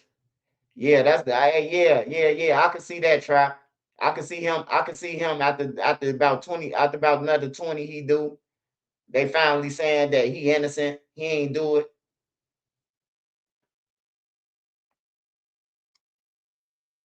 But then shit, 20 years from now, ain't nobody gonna give no fuck about no motherfucking D Rose. He gonna do a couple interviews and then it's gonna be over with. Unless he start a channel and you know shit like that. But it's over with for the streets. Keith and them ain't gonna fuck with him. Ain't nobody gonna fuck with him. His own homies and them ain't sending them shit. He said that. He said, I ain't got no rapper friends. Ain't nobody sending me shit on everything. Niggas will say free you all day. That's my boy on the interview. But when you ask him, did they send him something? No, folks told me he's straight. He ain't tell you that. Ain't no nigga, I don't know no nigga in jail saying they straight. Besides a motherfucker who don't want to take your money. You could never go without in jail.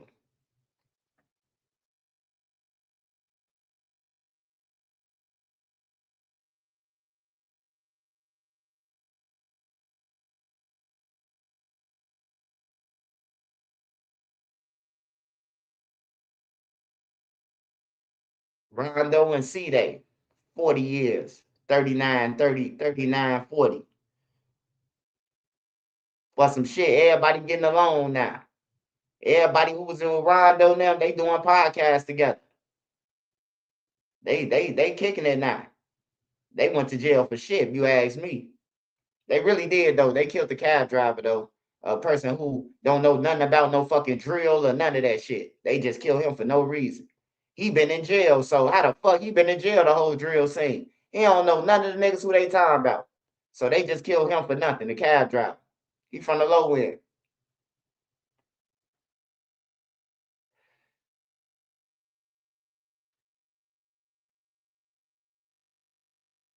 Long live Buddy Duke, for sure, man. Long live Duke, man.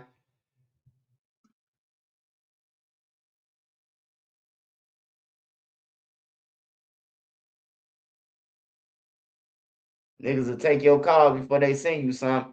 Hell yeah. If they got money on the phone. Nigga, you. Hey, look, that's one thing about jail, bro. I had to learn. When you get your free phone call, that 1 minute is very critical. Don't call nobody who ain't got nothing. Don't call them. You already know from you just left the streets. Don't call them on that minute. Call the motherfucker who gonna make a lot of 3 ways for you and try to get you some bread. Ain't no need to call Lil Ray right now. They just want to question you about what the police said. Did they ask them about their name? Other than that, they ain't sending you shit. I'm telling you. They ain't sending nigga shit.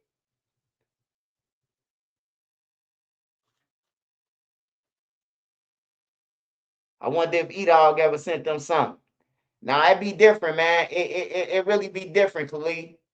Khalil, it'd be different in real life. Like you could be in a picture with 100 niggas, and you could go to jail, and ain't nobody in that picture sent you nothing. You hear me? Like for real. I see it all the time. I see it happening all the time. I done been in jail with so many people who did interviews, the gang members. And I remember we was in jail and they was like, I ain't fucking with nobody when I come home. Them niggas ain't sent me shit. Well, they right on the couch. They right on these interviews with the niggas who they said they'll never hang with again.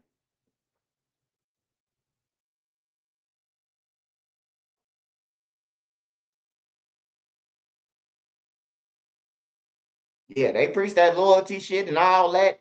Be loyal and all, but what the loyalty at when I'm down in the dark? Jail is the lowest place. Jail is the lowest place, man, you could be. And that's when you need a motherfucker. You need lawyers, you need commissary, you need all that shit.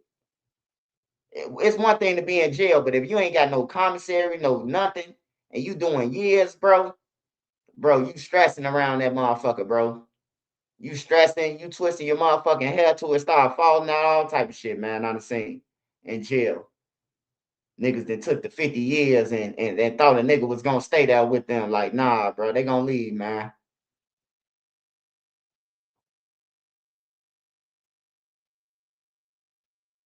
Edall lost 9 friends. Yeah, Edall lost all his friends, man. He lost all his friends. You know? But they just gotta wake up one day and be like, bro, we've been doing this shit for 15 years straight. Everybody dead, everybody gone. Don't nobody got no money. You hear me? Don't none of us got no real money, bro.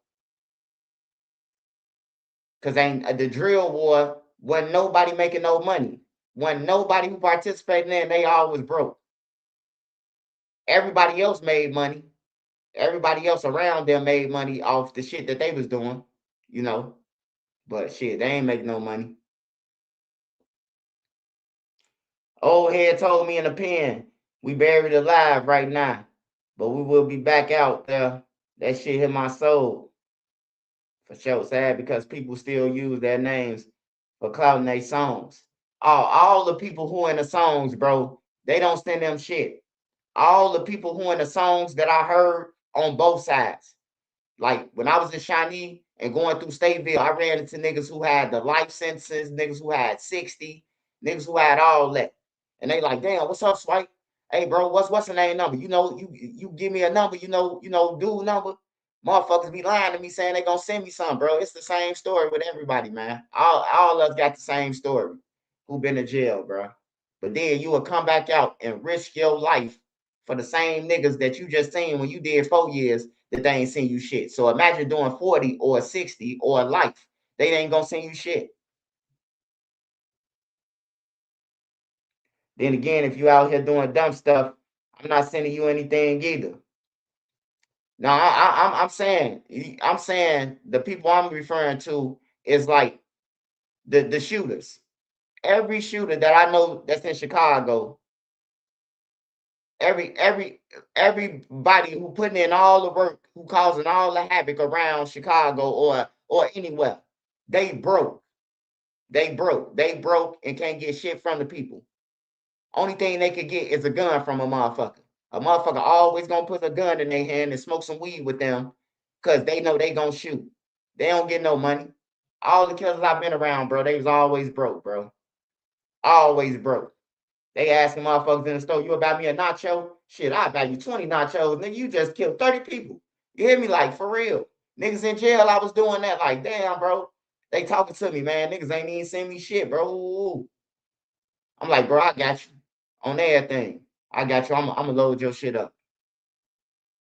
Just because I know, bro, like, damn, bro, it's got to be a hurtful feeling. You done slid and slid and slid and slid until you got caught. And now you ain't got no motherfucker.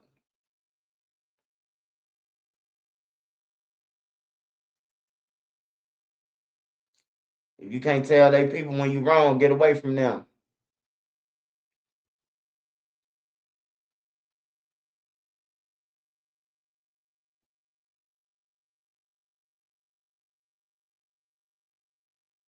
Yeah, at some point in life, man, you got to get tired of You got to get tired of waking up looking over your shoulder, bro. On some real shit. You got to get tired of waking up looking over your shoulder, worried about somebody gonna kill you.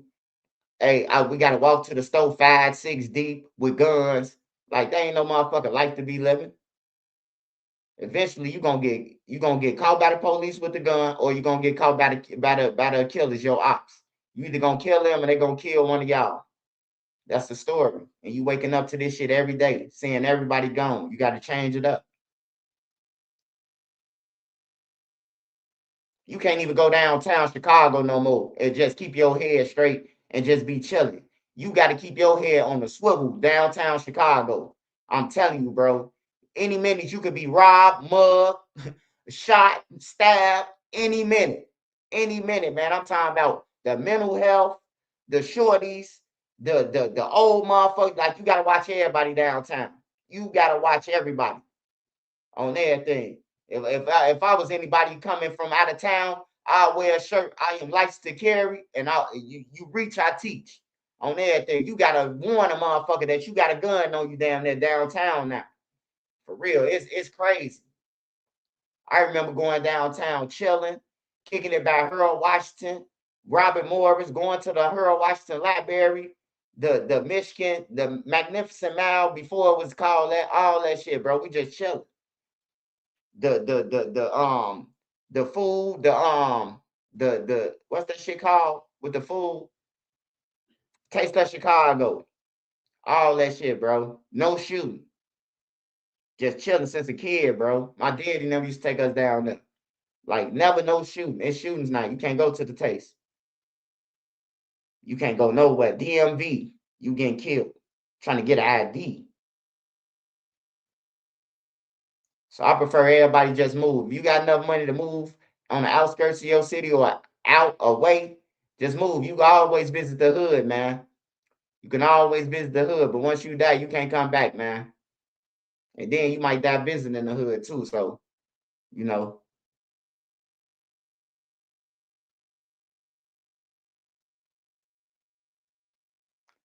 Even for Vaughn, they said he fought his murder with a public defender. If I was him, I wasn't fucking with nobody. Yeah, Vaughn had a public defender. I don't know why they keep on saying Vaughn got lawyers. I heard Lil Durk say that to the Breakfast Club. Like, we pay lawyers or something. Vaughn ain't get his lawyer paid, man. Vaughn had a public defender, bro. I was in jail when Vaughn was in jail. He was on 9 at the time. He was on 9. Zoo was in there. Me and T. Roy was on the same deck. Me and T. Roy was on the same deck. Big Sherrill was my celly first. Rondo brother. He went on a parole to parole. He was on parole violation, so he left that morning at 4 in the morning. And then I went in the cell with Bobo from 4-6, and then they took me out of Bobo's cell, and me and T. Roy was cellies. T. Roy and them just jumped on somebody in a bullpen, and me and him, he became my celly, my bunkie.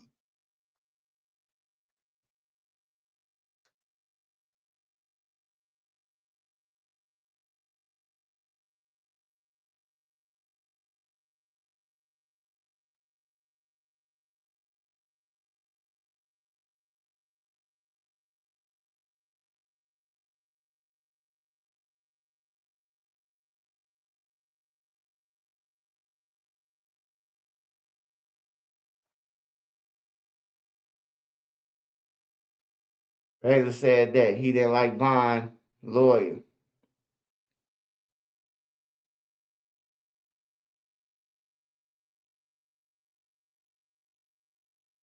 Hey, Vaughn didn't give a fuck about that anyway, though. He didn't care about that shit. He got out and he want everything. He want all the money. That's all he wanted, right? That's all Vaughn was on. He know them niggas weren't gonna give him no money. Like, he cool with that. He know his mama gonna keep him money on his books, and his mama gonna be his biggest support. And he got family and sisters and shit that's gonna come and see him. You know, so that's all Vaughn was probably concerned about anyway. He ain't give a fuck. I mean, everybody want a lawyer, but I'm pretty sure he ain't give a fuck.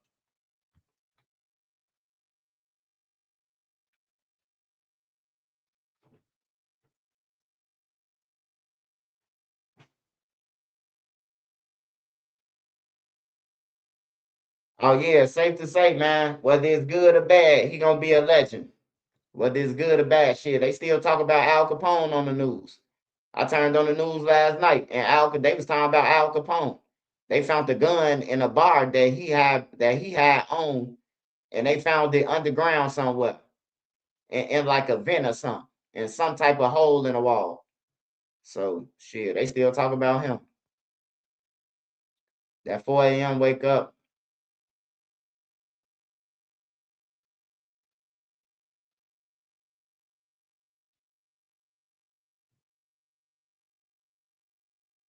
I still can't believe Bond was rapping dope. I can't believe nobody even encouraged him, bro. Like what Big Swirl was like, Swipe. Oh, Big Swirl was cool, man. Big Swirl was cool. Big Swirl was famous for the dance in the county at this time. So the guard told Big Swirl hit a dance and he gonna get us a milk crate full of sandwiches. Big Swirl hit that shit.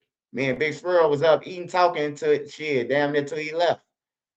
Hell yeah, he do that little dance with his hand, twirling his hand. The guards know all the people. The guards gang members too.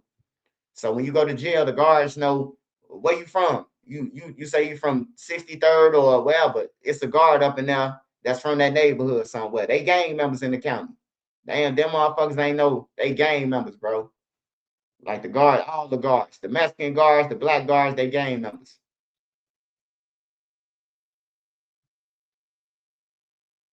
Did you think Vaughn would be this case back then? I mean, Cook County is different, man. Like Cook County is way different, man. It's way different. Like they like I don't know, man. It's just way different.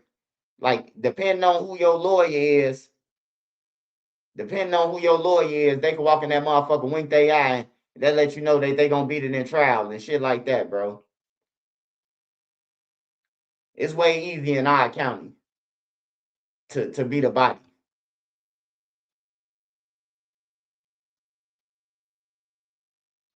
Say, Swipe, not to change the subject, none of that. You really think that ain't Blueface Baby? What Blueface Baby? Blueface Baby? What's talking about Blueface Baby? Man, that's his damn kids, man. I don't know, man. I don't know. Shit. He just threw me off with that shit talking about Blueface Baby. Oh man, that's his baby, man. That's his baby. By Krishan, that's definitely his baby, man. Motherfuckers don't be wanting their kids or claim their kids, because it be still wrong with them and, they have little problems or something. That's still your kid, bro. I don't give a fuck my kid in the wheelchair, whatever. Shit, that's still my kid. But I don't know what they got going on, Blueface or Krishan, though. Hope they get it right for the kid, man.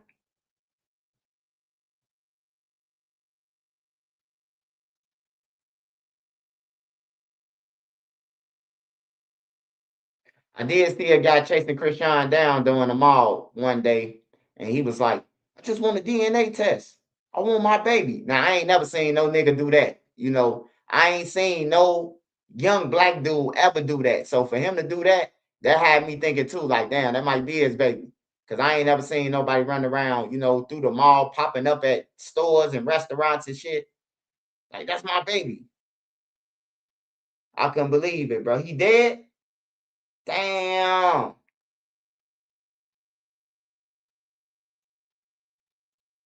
Damn.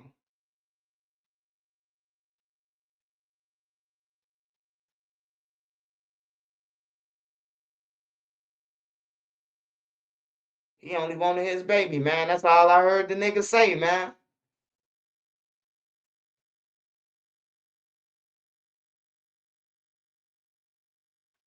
Damn.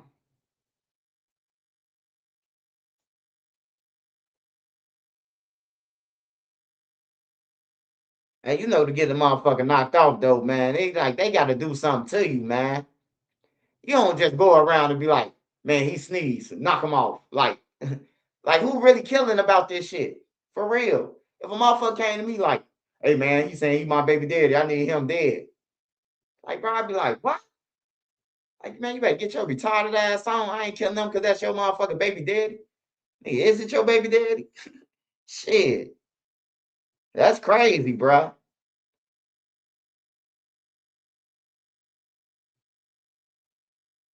Yeah, Baltimore dangerous, man. I be watching Baltimore news. It's dangerous, man. And Baltimore, it make me think like a Chicago when I was a kid back in the 90s. Like them motherfuckers have a pass out and they got the whole fucking block filled up like a concert, bro, to pass out some drugs. Like, bro, you gotta know somebody watching. This is 2026, bro. You really finna have 100 people waiting outside, holding up a block, bro. I couldn't believe that shit. I say, yeah, Baltimore, they back in the 90s with it, bro. It's a pass out. It's a pass out. Like it's a public park or something. Like they passing out hot dogs, man. I say them motherfuckers up there though, they don't get no fuck.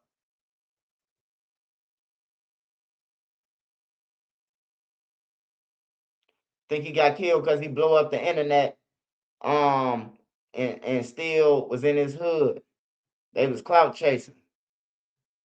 Yeah, I seen this guy clout chase one day. He was on there and he was talking about duck them and all that. F-63rd and all that. He was from Philly. He was a comedian though. So I remember his last live, somebody was like, you better watch out. He say, ooh, like annoying them and shit. And then we see a video of a 16-year-old. He got killed by a 16-year-old, the comedian in Philly. A 16-year-old walked him down. I'm talking about chased him. And then he killed like 4 more people after that. The 16-year-old. I say Philly different, man.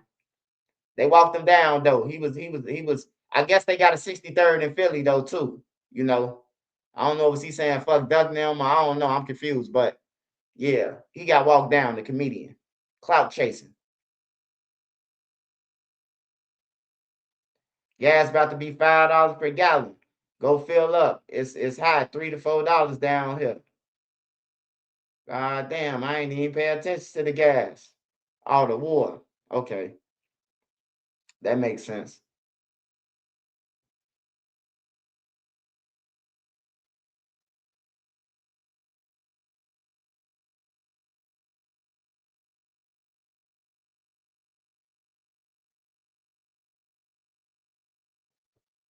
It's 329 in NYC. Man, I thought it was shit. It'd be about $5, $6 in NYC. Shit, my homie in New York. He in Midtown. Man, he showed me some food talking about he paid $100 for it. Look like some shit in Chicago. We would have paid a dub for us. I'm like, man, that shit gotta be high. I know California food high.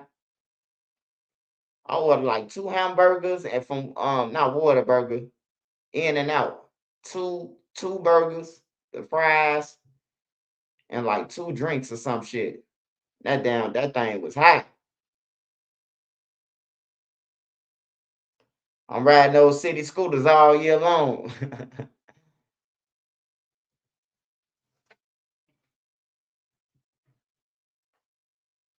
I want a slingshot, man. That's what I want. I want me a slingshot this summer.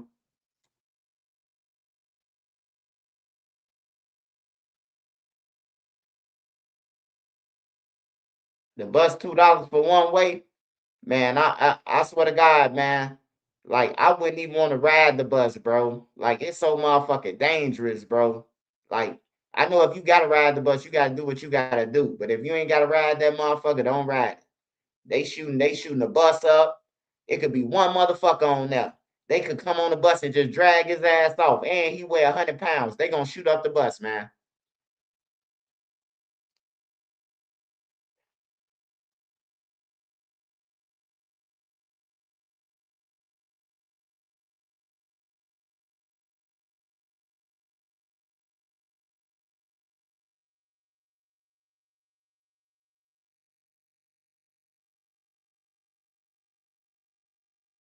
Y'all heard about Dwight Howard? What's up with Dwight Howard? What'd he do? He did some fruity shit?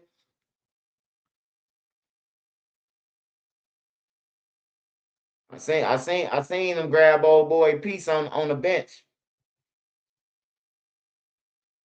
He thought the camera wasn't gonna catch that.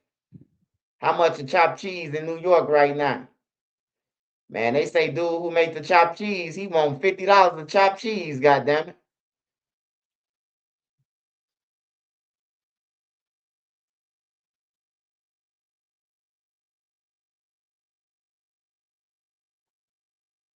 Yeah, rest in peace to everybody, man. Rest in peace to all the neighborhoods, man. 9 out of 10 times, man. They died because they thought for what they beliefs, man, was some dumb shit. I know if they could come back, man, to do it over. The second chance program in life, man. I know they'll want to sign up fast, bro.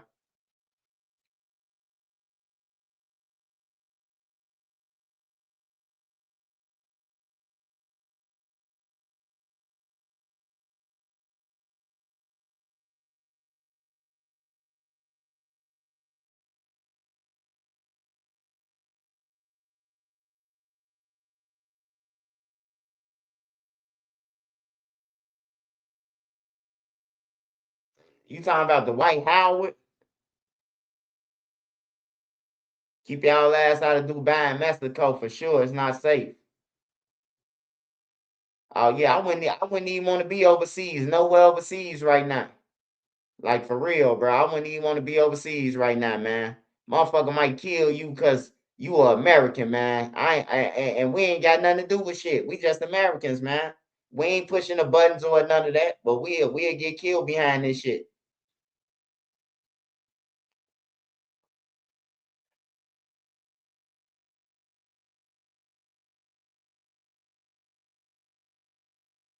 Almighty, I could believe it. I could believe it. I definitely could believe it, man. I'm finna look it up though.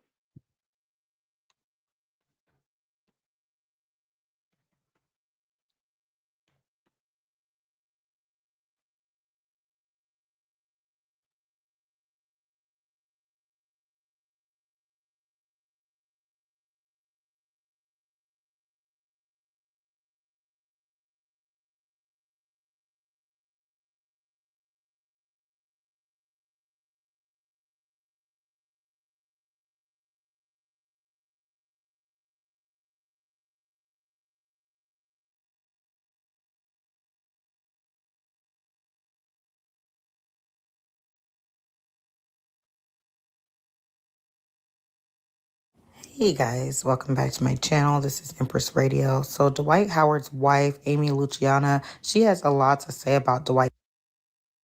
Your wife and your kids can't continue to suffer for the behaviors in your life that you're choosing not to change.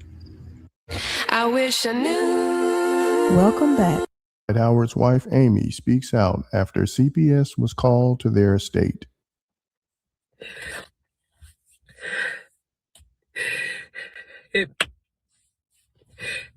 To know me, you know I am so prideful and so private. It hurt me so bad to have to even protect myself in this type of way. But my marriage has landed me in a very dangerous position. My stepdaughter was just taken by CPS because of her father. CPS and the police have been here 3 times in less than 3 months, and I stood in it with my husband, even though I was scared for my own self. Whatever he wanted me to say, whatever it was, I'm thinking this is my husband. I had everybody around me saying, even after I tried to divorce him the first time, everybody around me says, you can't leave your husband this soon. You said through sickness, through health, through this, you said through good or bad. That's why I came back, but this is going way too far. But it's not even about me, it's about the kids. The stuff that I have to go through with the kids, I have to be witnesses to. I'm at the police at the house. They ask me questions. I don't know how do I lie for my husband. I never been married before. I'm in love with my husband. I don't want him to get in trouble. So of course I'll be his alibi, but this is going way too far. And now I'm getting mixed all in this. I've been with this man for 14 months. I cannot ruin my entire life for something that this person is doing. I just cannot do it. I tried to get so much help. I asked for counseling in our marriage. We went through 2 different counselors. Hey.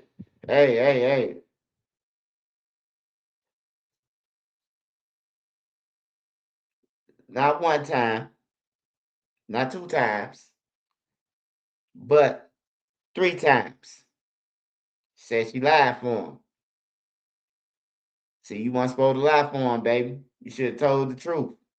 Because now, they going to say you was getting high with him.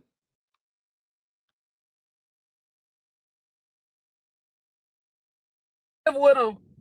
This is not him. This is not the white. This is trauma. This is everything he's been through, but just not the kids. I have to advocate for the kids. And I can't go down for what he's doing. So they took our daughter. And I'm just sitting there like, do I speak up? Do I be quiet? What do I do? But I caught this man. Be sure to like, share, and subscribe. I caught this man forcing our 12-year-old son to cover for him, his son, to cover for him. He had him lying. I recorded it. He was coaching our son to lie on me, and I had to record it. And it's this. Hey, man. Hey, man. I'm sorry, y'all, man. I can't watch this shit, man. This some family business, man. This shit happened all across America, man. This shit happened all across America. Motherfuckers getting into it with their wives and everything, man, and their girlfriends or whatever, bro. It happens all across America, man.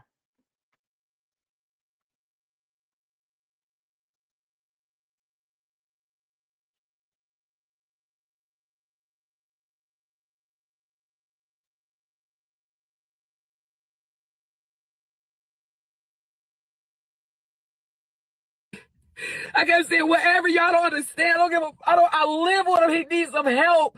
My stepson lying. And thank God I recorded it. Man has the money. This man controls it all. And it's not about no money. I've been with this man for 4 on me. This is why I'm losing my marriage. Because the money, y'all didn't want to help him.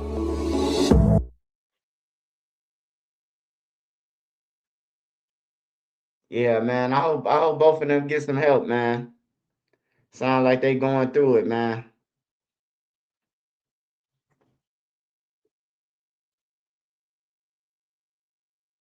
She sound like she love him though. She covered for him 3 times.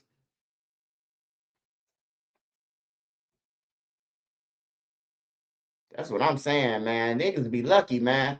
I got locked up and my girl was gone from the police station. If I do something right now, my wife 1 time, 2 times, I'm gone. I don't think Nene 3 times, you know. But for him to get 3 times, it's like he ain't get no fuck. He don't give a fuck what you say. He got money. She about to pull out a bag of blow. Oh damn, that big ass bag with that she got in her hand is a bag of blow. Hold on. I gotta go to it now. Damn, he got a cartel bag. Shit. Yeah, the white needs some help, man. He needs some help. Damn. Shit. Damn, baby, you ain't even have to do that. This is what I'm fucking losing my fucking marriage to. This shit.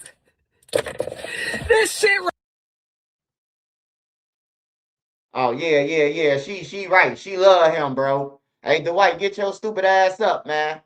She love you, brother. She love you, brother, on everything, bro. She wants you. This lady wants him to get some help, man. She ain't trying to bash him, bro. This the only way that he gonna get some help. He bigger than her. He got all the money. Everybody will believe him. But if she comes to the internet and show it, nigga, I got this bag. This motherfucking bag from Chapo. Man, that nigga getting high. He ain't buying no motherfucking dime bag or no ounce. That nigga got a kilo. That look like a pound of fucking meth or drugs. I mean, she doing too much, but you know, like I said, man, hey, if you can't reach him through there and everybody like, hey, she love him though. She love him, man. You can tell she love him, bro. She love him, bro. That hot shit he probably doing shit. Tweaking, he ain't got none. She, what you hitting my shit at? You know what I'm talking about? Beating up. Shit, he at it. You never know what the fuck he doing. I just had my watch right there. What happened to it? Nigga, you just moved your watch when you probably sold to Chapo them, nigga. On everything. Hey, yeah, OG, I mean, you know, you never get involved with domestic situation, bro, period, bro. Like nobody's, your sisters, your brothers, nobody. Because at the end of the day, they gonna take the side of their spouse. You know what I'm talking about? They spouse. If your sister call you and then you come, she might call you and be like, hey, look, I'm tired of this nigga. Woo, woo, woo. Then you get over there and y'all ready to put hands and feet on him. And then now she fighting y'all. She calling the police on y'all. I done seen it happen, bro. I done seen a lot of people call and then the shit went bad. Or the motherfucker that got killed who went over there because they sister called. You know, my brother's never finna come get you. The nigga, I'll be back, left out the house, waited in the cut. They came through, he gunned them down, and now the motherfucker dead because you called and told them that your brother and gave them the drop. My brother be here in 5 minutes. Nigga waiting now. Nigga them know what your brother do. They know your brother killed something. So they waiting now. That's a free body. He came over to my residence with a gun on him. You know? But this lady trying to get some help, man. That's a big ass bag, bro. I ain't seen no bag like that. Right here, I told everybody, y'all gotta help him. He is spiraling. I'm in here with him. I'm trying to love him through it. She definitely, yeah. She was with him. She probably was with him on a couple of times. He probably said, baby, try this. She ain't like it. And then he got over aggressive. That's how he like it. He wanna fuck somehow. You hear me? She's like, no, baby, you hurt me like this, you know? Probably can't even bust or none of that because he high. You know, she like, nah, bro, I don't like that. I don't like that side of it, you know. You know, he got that money. If he don't do it, another bitch will. The white ain't trying to clean up. He's still trying to figure it out. Hey, I seen Lamar Odom go through it though. I seen Lamar Odom. Lamar Odom was fucked up, but he still got the Kardashians and some more shit. He was doing it. But he fucked up. He got fucked up, lost in it. He got all the rings and accolades and the 6th man of the year. And shit, that shit broke his whole little dynasty shit up, bro. He just did an interview talking about it, bro. That shit real.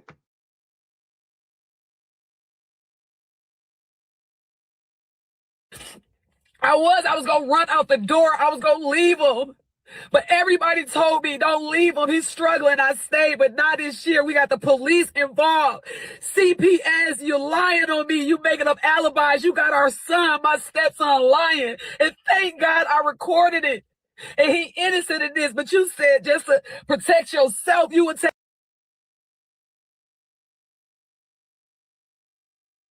Hey, I ain't gonna lie. That'd be some crazy shit if Lamar Odom was watching that live. I mean, Dwight Howard, and he called 12 and said she doing drugs. And they pulled up. She got the whole bag. She going down, down, baby. Yo, street of a rain. Sweet, sweet baby. That's a kilo. She going down. He would have called on live. Them niggas in Chicago would have did. Bitch, you trying to put me on blast? Hey, she got a kilo in the car. We just got a tip. That you was on live showing a El Chapo bag. Freeze, put your hands up. You know, so when they see the powder on our hands, freeze. On everything. She getting booked with a kilo.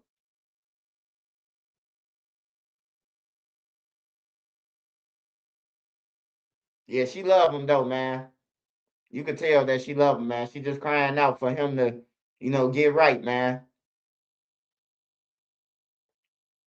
Lamar Odom died twice. Yeah, Lamar Odom died twice. I just heard him talk about it, bro. He said he was at the Bunny Ranch and he at some type of ranch, and he said he had motherfucker pay a lot of money for the room, and he took a drink and passed out, bro. He don't remember shit after that. They probably put some Vaseline in his drink. What the kids used to do in the suburbs, man? The blackout they called it. So that's what they probably did to him. Blacked him out. They ain't feel like having sex with him. Then said he had a heart attack.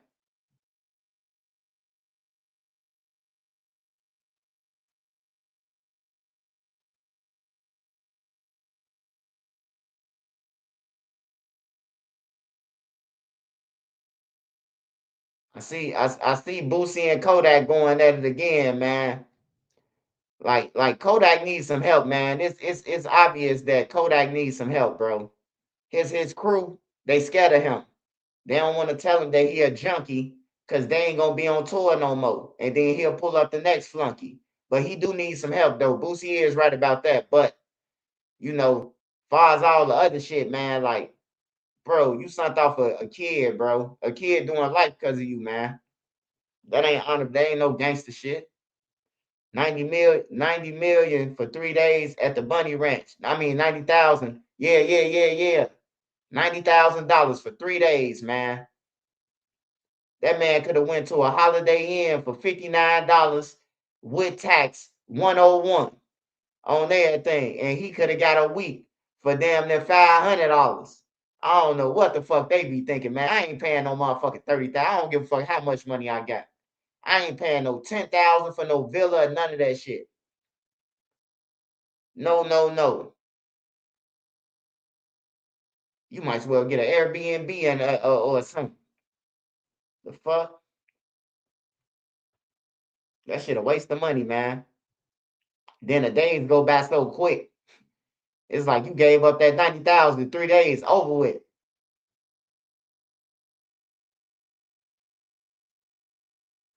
Yeah, Kodak, he needs some help, man. He just needs some help, bro. When you got people around you, yes, man, that's how you gonna be. A real friend to fight with you. Like, bro, you gotta get up. You know what I'm talking about? You looking lost out there. A real friend to fight with you, bro. Fight with their friend. All the fake niggas gonna just sit there and let y'all crash and everything. Yeah, $90,000 is crazy, man. That's crazy, bro. For 3 days, 90,000, bro. I guess if you got it, shit, you gotta live by your means or something. But that money go fast, man. Cause I seen Odell Beckham said $100 million will only last for 4 years. Like, is you fucking serious? $100 million? You saying 4 years? Even if the government took 50 off top, you should have some money in 4 years off $50 million. Like, you got to be tricking. You got to be doing some outstanding shit. Like, you got to be doing something, bro. You got to be bullshitting, bro. You got to just be passing out hundreds for the hell of it to be broke in 4 years. You doing something wrong. All them chains and all that shit, niggas don't need that shit, man. That shit a waste of money. Chains and watches and shit. All you need is an Apple Watch or a motherfucking regular watch. All that shit tell time, man. On everything. I ain't buying no motherfucking Rolex, no Cartier, no none of that shit. Shit a waste of money. For a nigga could say, damn, you iced out, or a nigga could say, I'ma take that when I see Swipe. I'ma try to rob him. You just putting heat on yourself. D-O-N, Don, Westside Chicago, Rockwell. Yeah, I remember running through Rockwell too.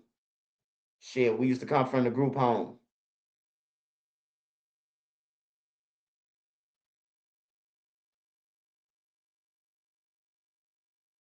We used to hoop at Rockwell, behind Rockwell, they gym. Yep. We used to go to basketball tournaments right behind Rockwell. It's a center. Right behind the buildings, on the side of the buildings. It's a little basketball center. Am I lying, Dion? Hey, Dion, Juice still run the center over there in Rockwell?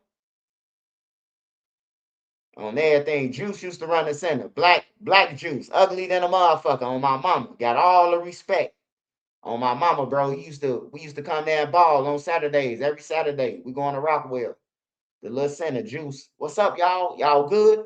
He made sure the West Side niggas, hey, look, don't fuck with them on everything.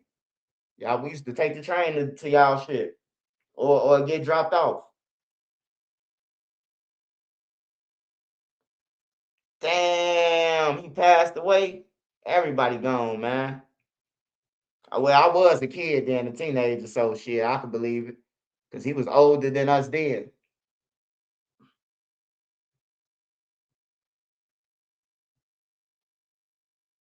When the dirt trial starts, Swiper, in August. So if it started in August, I'm going to say, if they say August, it's going to start in like August, September. It's going to start in like September, October, the end of September or October. Unless they got the jury picked and all that shit. But Dirk still got a chance to go. No, do we got a chance? Yeah, Dirk ain't got no chance to go before them now. Dirk wanted to go first, though. Dirk wanted to go first before all of them. He wanted to go first. He wanted to go to trial right now if he could. But it's in August, though. But it's going to be pushed back some more. It's going to be pushed back some more. Because them niggas ain't ready to get that elbow, man. They got to weigh out their options, man. Should I take the 50 or should I take that 100? But 50 is 100 when you they age. Boogie them 30-something. Shit, Dirk them 30-something. 50 years is 80. That's 50 years at 85%. Shit, that's life. That's still life. So they got to go all the way.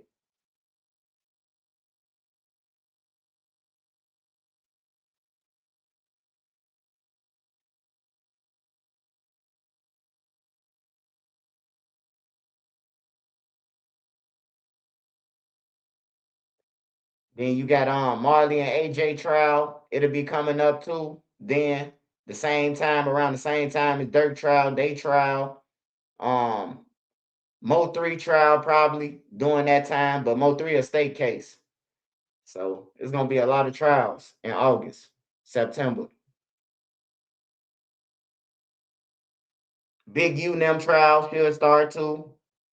Brick Baby finna cop out. Brick Baby court date next month. Brick Baby court date in like 40 days, his court date, I think. Brick Baby finna cop out. Or he said he was gonna cop out.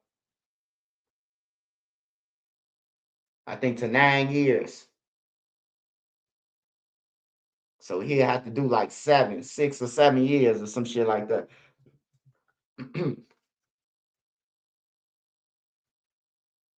Yeah, Vonnie flipped on him, bro. Vonnie don't know Dirk. Like, hey, look, when I say, hey, look, it's a difference when you say you know somebody or you've been around them or something like that. Like, if I be around a person for 4 years, bro, I don't know them. If I met a person through another motherfucker, this dude, cousin, and everything, Vonnie just played his role, bro. He got in good, bro. Vonnie's smart. He knew what Dirk and them couldn't do, which is count, math, and he got in. You know what I'm talking about? They don't know how to count. They don't know how to talk. They don't know how to negotiate. Vonnie know how to do it. So he got in. They was calling him the negotiator. You hear me? This the negotiator. He the negotiator, right? So that's what he doing right now. He negotiating for his freedom. They gave him that name, the negotiator. They saying it all in the icebox. That nigga be negotiating. Yeah, he negotiating for his freedom right now.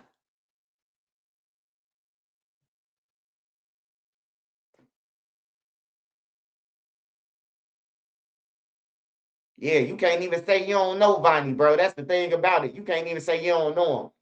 You can't say you don't know him. You weren't with him. You can't say none of that, bro. And he got your credit card swiping, masked and shit, bro. Like, that's crazy. That's what's crazy though, bro. Like the man used the credit card, OTF credit card, man, to buy the cars and all that shit. He's swiping. Like you can't you got I don't know how they gonna fight that, bro. How Drew gonna fight all this shit? Like I know they got a lot of lawyers, Lil Durk, but you know, it's just too much shit, man. It's just too much. And then the longer you wait for trial, more people get bumped off in your crew. And at that point, shit, they just want to get out. He did it. He did it. Lil Durk, yeah, he was the boss. We're gonna give you 5 years off this. We're gonna give you 20 years off this murder. You only do 10. Five in jail, 5 outside. Nigga, like I could be out 5 years. Oh yeah, Durk did it.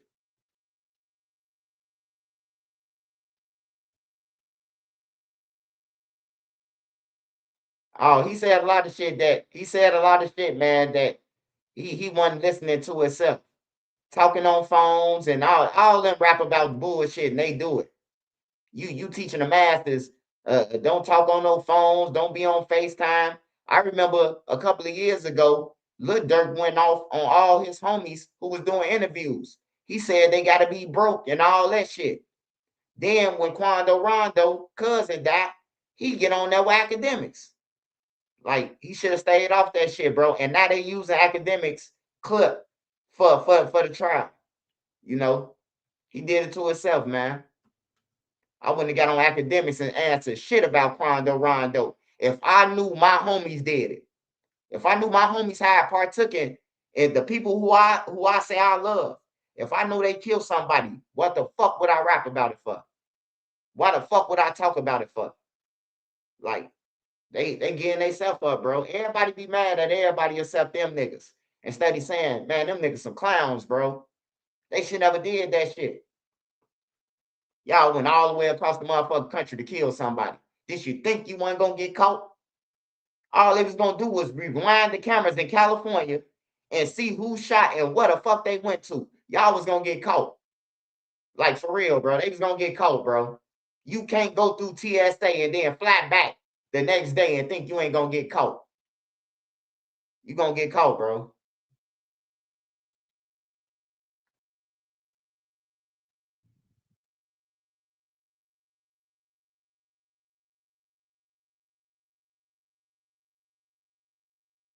Don't get me started, no Big Dirt. It's something about him, man. Hey, yeah, Brother Hassan, man. Brother Hassan, he spoke on it, but you know, like for real, bro. Hey, it could be.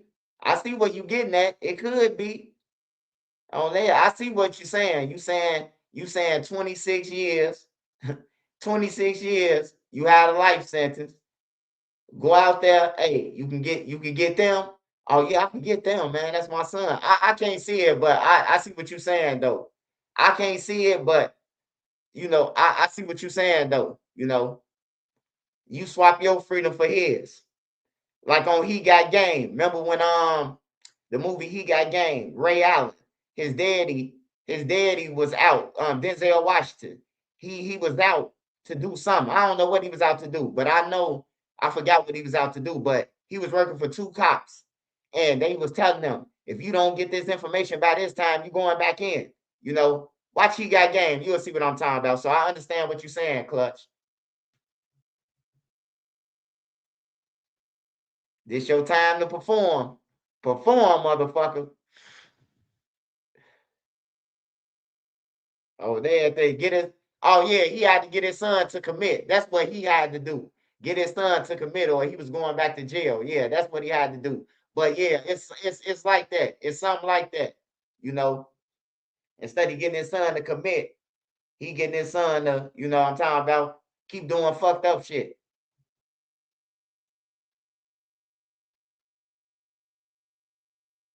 Yeah. That's what it was. He was out to get his son assigned to the school, that big state shit or some shit.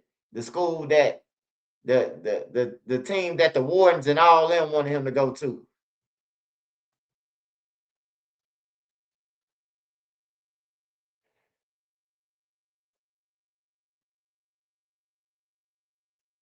I just think, man, I know a lot of people say, man, Dirk shouldn't take the stand. If I was Lil Durk, man, I ain't saying that he to tell on nobody.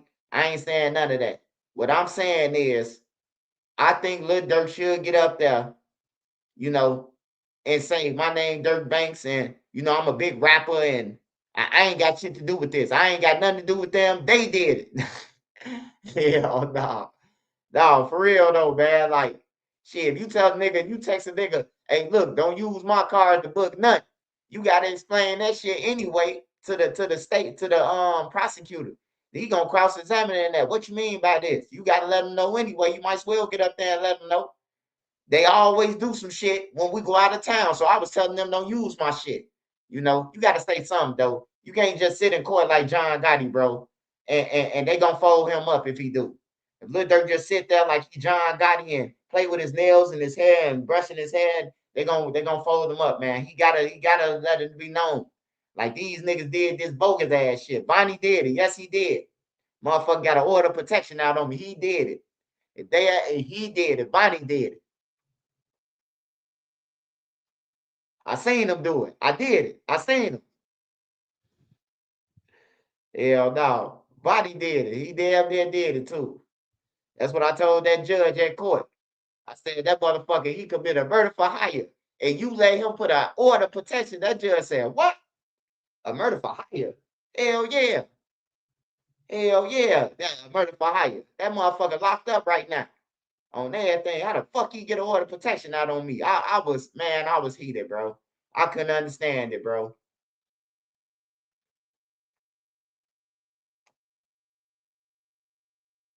You say, no, he will have his lawyer speaking on his behalf before he does that. Too much pride. Yeah, I know. I know, because you got all the thugs watching, so you don't even want to defend yourself, you know? If you defend yourself, they're going to say he snitched, you know? Just like when Diddy put in the sever. Diddy severed his case, and everybody on the internet said he told something. He telling on Dirk. He ain't telling on Dirk, nigga. He told them he don't want to be accused for what Dirk doing, for what Dirk got going on. Dirk got a murder for hire over here. He broke it down. He said Dirk, they saying his name, and you know, over here, I ain't got nothing to do with that. So if you saying that I was on a murder for hire scene, that's what you charging me with. I don't want to be charged for no shooting in Atlanta and all that shit. I didn't have nothing to do with that. I was in Chicago. That's all Diddy was saying. Diddy ain't say nothing else. He just tried to sever his case, which Dirk and all of them tried to sever their case at the end. They all tried to do it, but it was too late. They denied it.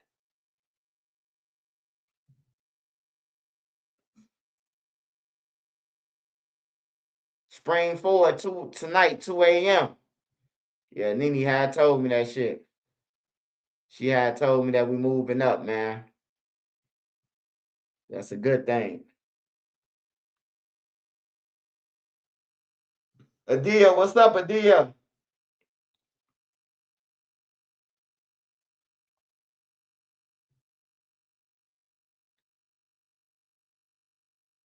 Shit, I look, even if Lil Durk was to get locked up, right? Hey, by him having the money, you gone already. Your job is not to say, fuck, you ain't do it. Your job is to say, God damn it, Dirk didn't do it. That's what I would have thought that a motherfucker would have did by now. Man, Dirk ain't got nothing to do with it. You hear me? All the lawyers at one time. Dirk ain't had nothing to do with it. He never told us nothing because they gone. They done. You know what I'm talking about? Diddy, them, everybody who was on the crime scene, they fucking done. You know? Only thing you can do now is try to say Lil Durk, but they ain't doing that. They ain't doing that. Fuck that. Nigga saying they wasn't there. I wasn't no shooter. I wasn't in Cali. I wasn't there. Nigga saying they wasn't there, period. Niggas ain't doing that shit. Ain't nobody trying to get that life. Nobody. I don't give a fuck how cool that people portray it and get it going to feds live with the phones and all the nachos and the Doritos, nigga, you still locked up, nigga. After that phone go off, you still locked up. You still got to do count and everything. Yeah, it's a good thing that you got a phone in jail and all that shit. You can talk to your family, but you still in jail, dog. That shit ain't cool. I be saying niggas fish frying and all type of shit. Yeah, this is what we doing in jail. We gambling. We drinking lean. And the nigga, that ain't cool. You could have been doing that shit out on the streets with females. Who the fuck want to be off lean and off Percocets in jail with a bunch of niggas, bro. You off a perk with a bunch of niggas. Niggas on there, I'm off 230s in jail. What, you finna fuck yourself? Like, come on, man. Be real.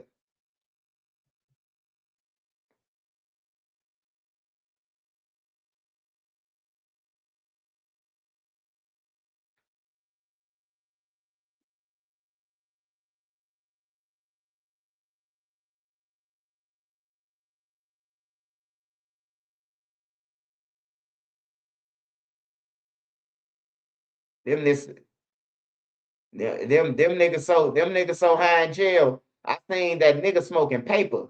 They got some shit that they spraying on the paper, and the niggas smoking the paper and died, bro. Like that's just overdoing it, bro. You go to jail, you ain't even smoke. You never smoked in the world. You finna go in jail and smoke a piece of paper that came out somebody's ass that they smuggling in their asshole until they selling shit. Even the loose squares and all that shit, niggas be having that up straight up their ass, the weed and everything. Dookie drops coming out with the motherfucking weed. Niggas still be smoking that shit. Oh man, we could just move that little shit out the way and roll up around it. Like jail for suckers, man. Now, hey, look, fuck jail. Don't go to jail. Don't do none of that shit, bro. Try to live your life on the straight line if you can. But if you still gotta hustle and do that shit until you get on, it's a stepping stone. Don't take hustling as a motherfucking sport. Take that shit as a stepping stone so you can get to where you going and do something else. Don't get locked into no motherfucking hustle, no illegal hustle. Your ass gonna go down.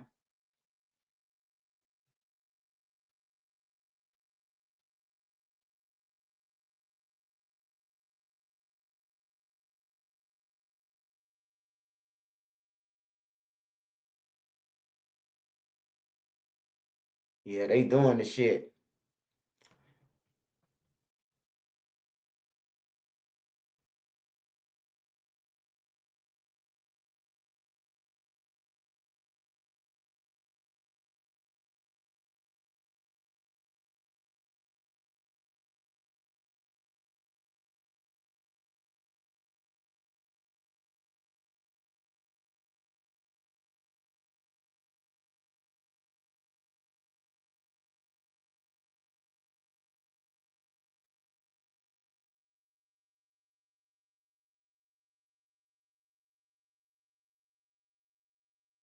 Yeah, they called order spray with roach spray and other chemicals for real. I seen so many people off that shit. Yeah, man, you gotta be a motherfucker. You gotta be a dummy to be smoking roach spray. You gotta be a crackhead to smoke some roach spray, bro. Like for real. You just different. You different. You trying to get high. You trying to impress the niggas on the deck. Everybody falling out. The jail don't give a fuck about you. They already don't want to take you to medical. And then they don't even call your family right away when you die. Inmate got to call your family. Hey, look, hey, I'm in Sally. I found this number in the room. Hey, they just killed your son, or they killed your brother, or they killed your uncle. Y'all need to call down here. The jail ain't gonna even call your family. Every time I see somebody get killed in the jail never call their family. The inmates don't even know that they got killed. They hide it from the inmates until somebody who was back there come out of the hole like, man, they just killed what's her name? You hear me? You don't know that nigga that died, bro. They leaving niggas in the cell, put them back in their cell, sleep after they kill them and everything, bro. Like it's devious up in there. You might go there and not come back, bro. Like just stay outside, man. It's better outside. You could get a job. You can do the same shit that you gonna do in there for nothing.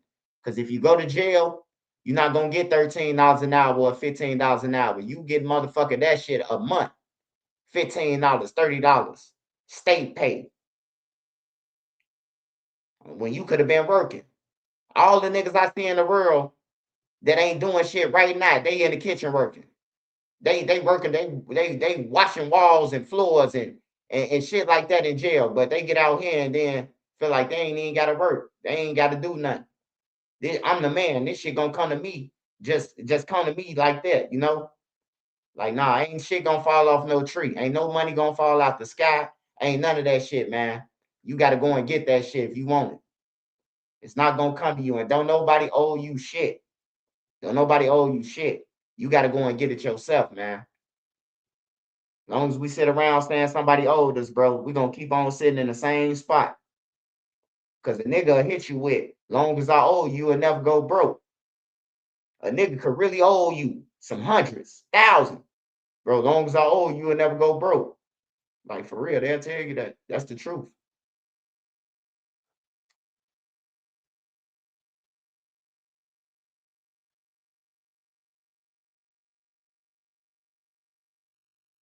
They're about to pull the Nino Brown, Nicki Minaj. I ain't gonna lie, man. Shit. Hey, Dirk, he got to do something. Shit. He got to do something. And if he pull the motherfucking Nino Brown, he need to do something. He got all the money. He got all the money. And it's gonna suck to be a millionaire in the feds for the rest of your life. That sucks. Yeah, you got all the money. You can do what you want, but you in jail, man. You can hit all the guards in the jail. What happens after that? You still got motherfucking 40 years, 50 years left. Like, hey, that shit ain't nothing, man. It look good, sounds good, but at the end of the day, we living a way better life than that in the world. And if you get money, youngins, if you get your deal, to all the young motherfuckers, you get your deal. You can't take everybody with you. Don't let nobody convince you. You can only take that homie who was at your crib every night and probably another motherfucker. But you got to take care of your family first. You can't take everybody with you, man. It's just the sad truth, bro. And then if you don't take everybody with you, they're going to still say you a goofy and that you ain't did shit for the block. You know, so just go ahead and leave, man. Soon you get your bag, go ahead on. And I'm talking to the Ike Manas and all them, bro. Because they going to do you like they did Keith. They do everybody like that. They did it to Dirk. They did it to Keith. They did it to everybody. Man, he don't fuck with us. He don't do this. He don't. I seen every block complain. Every block, they be hating on the main person. The main face character they hate on. Duck, everybody. I done seen get hated on by their own people, by their own blocks. The niggas who's supposed to be pushing them, help pushing them, they ain't help pushing them. Duck was working like a machine. He got it on his own. He was working like a fucking machine. You know, he was made for music. So they couldn't stop him regardless because all he needed was a recording studio. And it could be a not up-notch studio and he's still gonna make a hit. He's still gonna make shit happen. You know, he's still gonna be on top. And you get hate from everybody. So run, man. You get your bag, run. Because if you reach back to some niggas who commit crimes, guess what you're gonna get? A motherfucking RICO. You going to jail. They're gonna say you further in the criminal enterprise with your money. You know, and your homies will never tell you that they getting bumped off with guns and none of that. They ain't gonna call you and tell you that. They ain't gonna call you and you gonna learn that in court. We bumped him off with 7 guns during this fan time. And this how we got to him. You know, so just run with your money, man. Take care of your kids, your mama, the important people, your brothers, the important people that matters. You know, your kids, your brother, your mama, the people who you grew up in the house with you, basically. You take them if you can. But it might be too many of them motherfuckers. If you got 10 of them, shit, you got to do a gorilla. You got to do a bro-rilla. Get them 2,500 flat a piece. 25 flat a piece. Get them 2,500 flat. If it's 10 of them.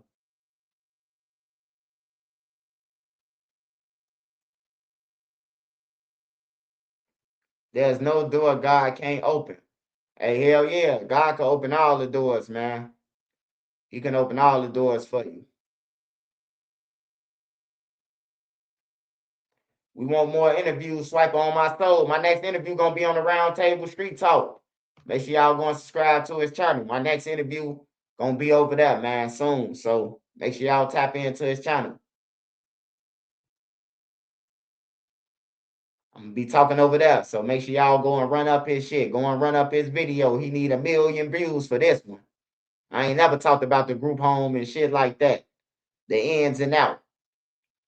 So I'm gonna talk about that on his channel.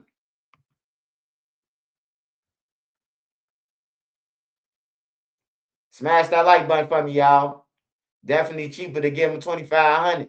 Hey, you can get some siblings 2,500. They still gonna be counting your pockets. Man, that nigga gave me 2,500 2 months ago. That shit been gone. I done slept on the floor roaches with them. Like, hey, 2,500 might not be enough.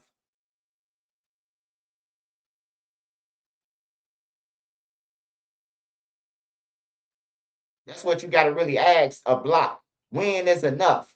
That's what I want to interviewer to ask what some of these blocks.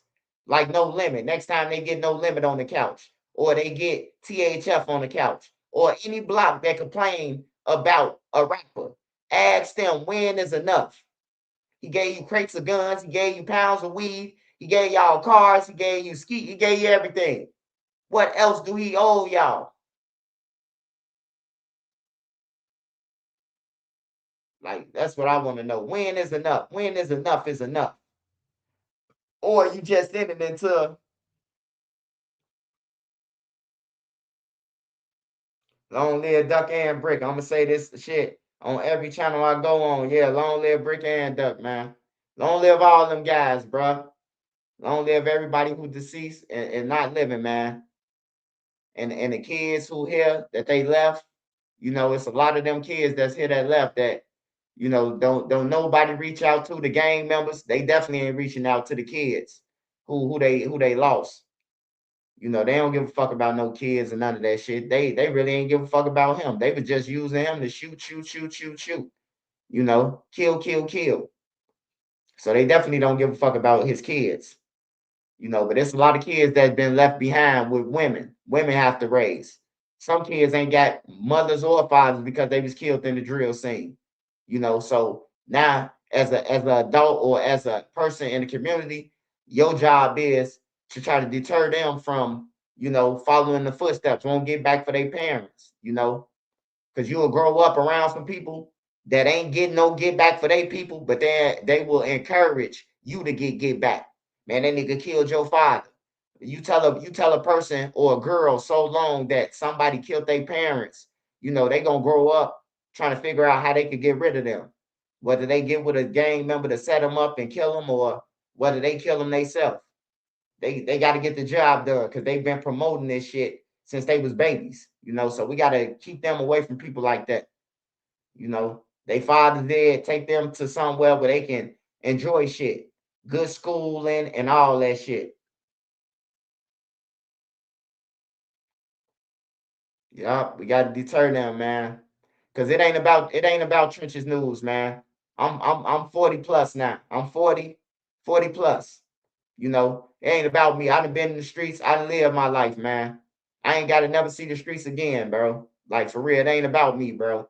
It's about the people who still in the streets, who gonna go through the exact same shit that I went through, that all the people going through jail, killings, and all this shit for no reason, bro. So if we could stop them at the door and be like, hey, look, bro, you're gonna get slammed. You know, your homie gonna backdoor you. You know, you got to alert them, man. At least they'll have, at least if you tell them, then you could say, oh yeah, he knew what he signed up for. That's knowing what you signed up for when a motherfucker tell you everything that you're gonna go through. When somebody say, man, he signed up for that. He know what he signed up for. Like, nah, bro. They ain't telling you that when you in no gang, or you join the gang, or when you just kicking around, because you ain't got to join no gang. You ain't got to no plug-ins or none of that. The niggas who doing all the killing ain't never read no literature, none of that. They stepping on shit. They running their neighborhoods. Little kids. They don't know no paperwork. It ain't about none of that. You know, it ain't about none of that. It ain't about no paperwork. It ain't about no being plugged and none of that. That shit years ago. That shit was in the 90s. That shit over with. You know? So it ain't no rules. It ain't no, you know what I'm talking about? Yeah, this is what we living by. Okay, so if you living by this rule of no cooperating with the police and all that shit, right? Well, won't you live by a fucking rule and send some commissary? Won't you live by a fucking rule and send your homie some lawyers who stepping on people? Won't you live by a rule of putting money on the phone in the books? Won't you live by a rule of going to check on his kids for the birthday and the birthday on the game? Since he up in there for a murder for you motherfuckers. That when you start following them rules, then the streets will start following your rules, you know. But they make rules that they don't follow or they don't abide by. You don't want a motherfucker to get down on you. Take care of them, support them. Send them a lawyer. Even if you just send them a lawyer to see the lawyer say, oh man, look, you might have cop out, bro. They got you by the balls. See what the lawyer, see what they got. You know, the lawyer might see the tape and be like, oh man, that ain't him. They ain't even got nothing. It's a shadow on the camera and beat it. At least give them an opportunity, man. You know, y'all niggas ain't even getting up no opportunity. Soon when they get locked up, it's over with. But y'all can say free, free, free all fucking day. But I know why y'all say that, because it's free. But if I took free and put it in a bag and sealed it, vacuum sealed it, and put it in the vending machine, nobody will buy it. Nobody will buy it because it ain't free no more. You get what I'm saying? Like for real. They only say free because it's free. Free him. Free them. Free gang them.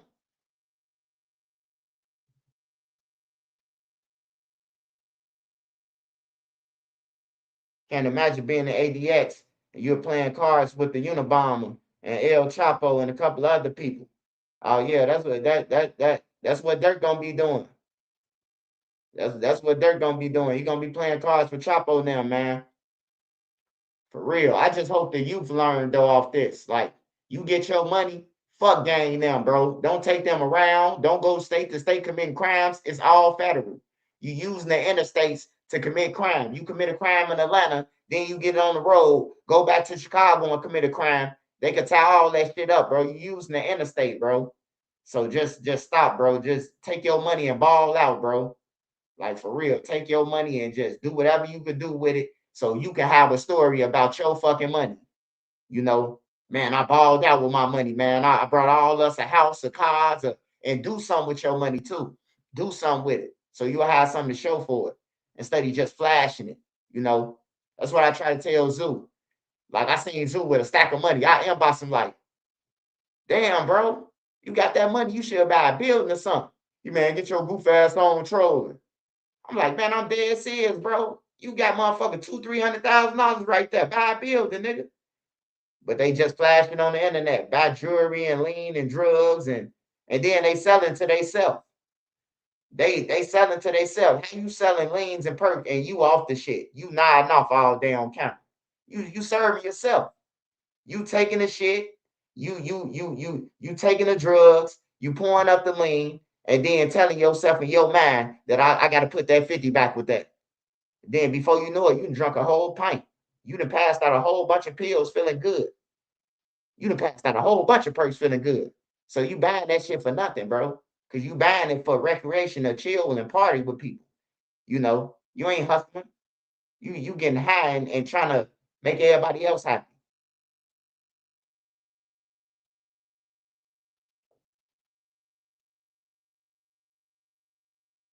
Smash that like button, y'all. Smash that like button.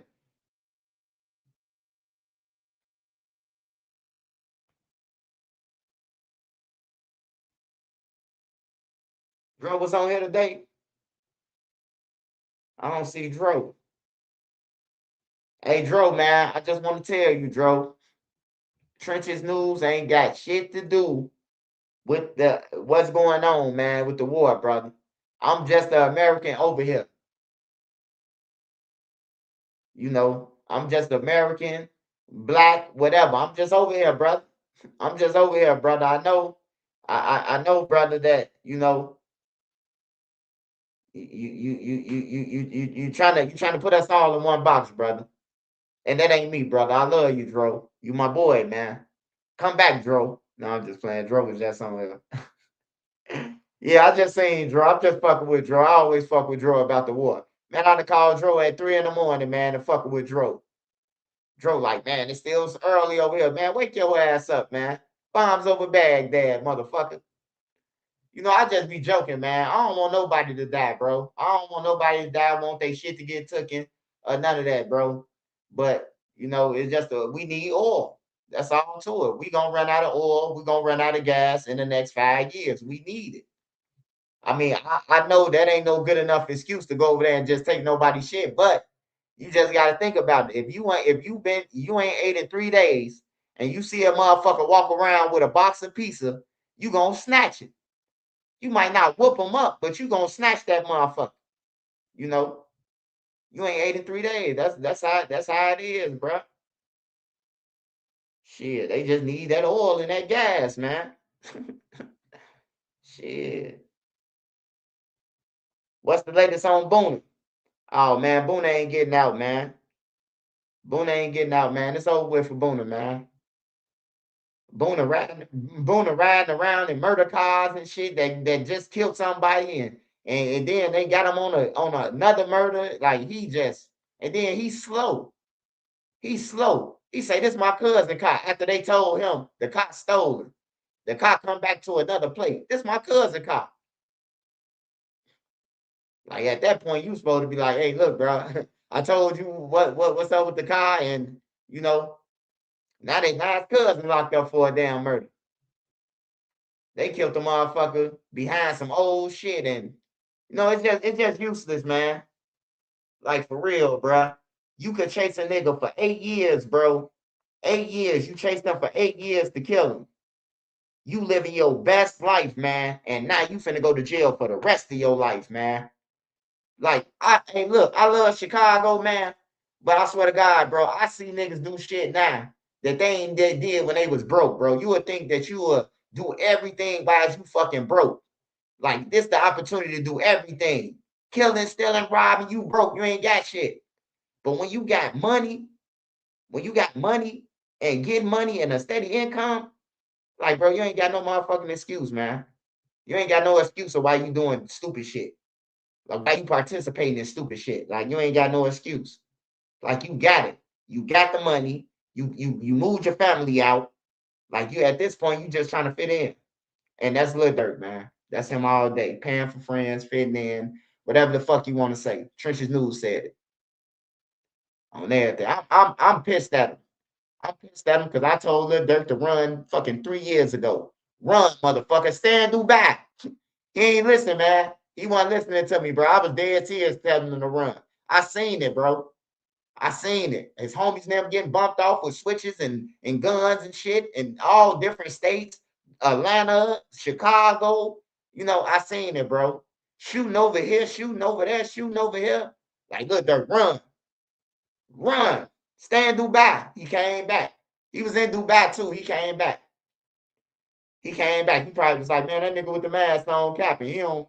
Nah, I wasn't capping, bro. I was dead serious trying to tell you to run, bro.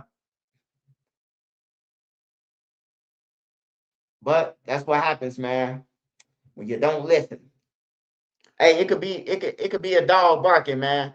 Don't ignore that dog sign of him barking. Look at that dog and see what he trying to tell you.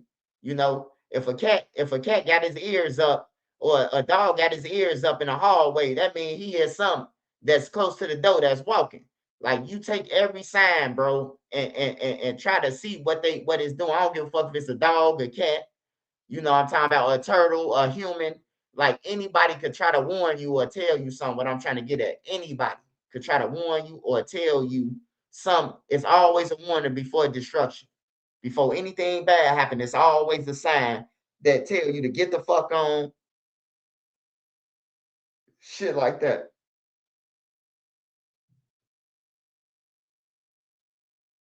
Yeah, you should have stayed in Dubai. For sure.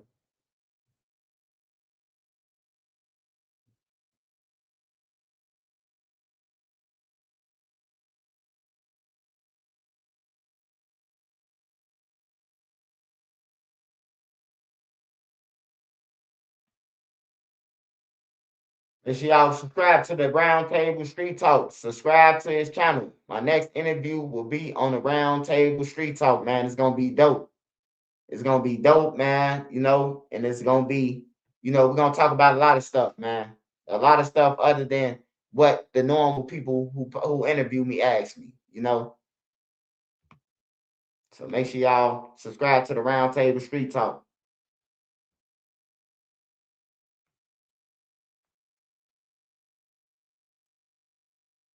Antonio Brown couldn't hide in Dubai. Could Dirk? Antonio Brown can't hide in Dubai because he do dumb shit. I bet you them people would have had Lil Durk. I guarantee. Man, them people love Lil Durk. Them princes and shit, man, they would have got Lil Durk in. Lil Durk would have been under a sand bunker. Like for real. They would have had Lil Durk. I don't know about what's the name. I don't know about Antonio Brown. He a football player, but you know, he lost a lot of fans and shit by the crazy shit he do. Lil Durk, they love him. Now, Lil Durk probably would have been performing free for the rest of his life. But they would have had him. He got them motherfucking princes right. I seen them getting Lil Durk swords and all type of shit. They was getting Lil Durk. Gold and a gold nugget. Like they fuck with Lil Durk.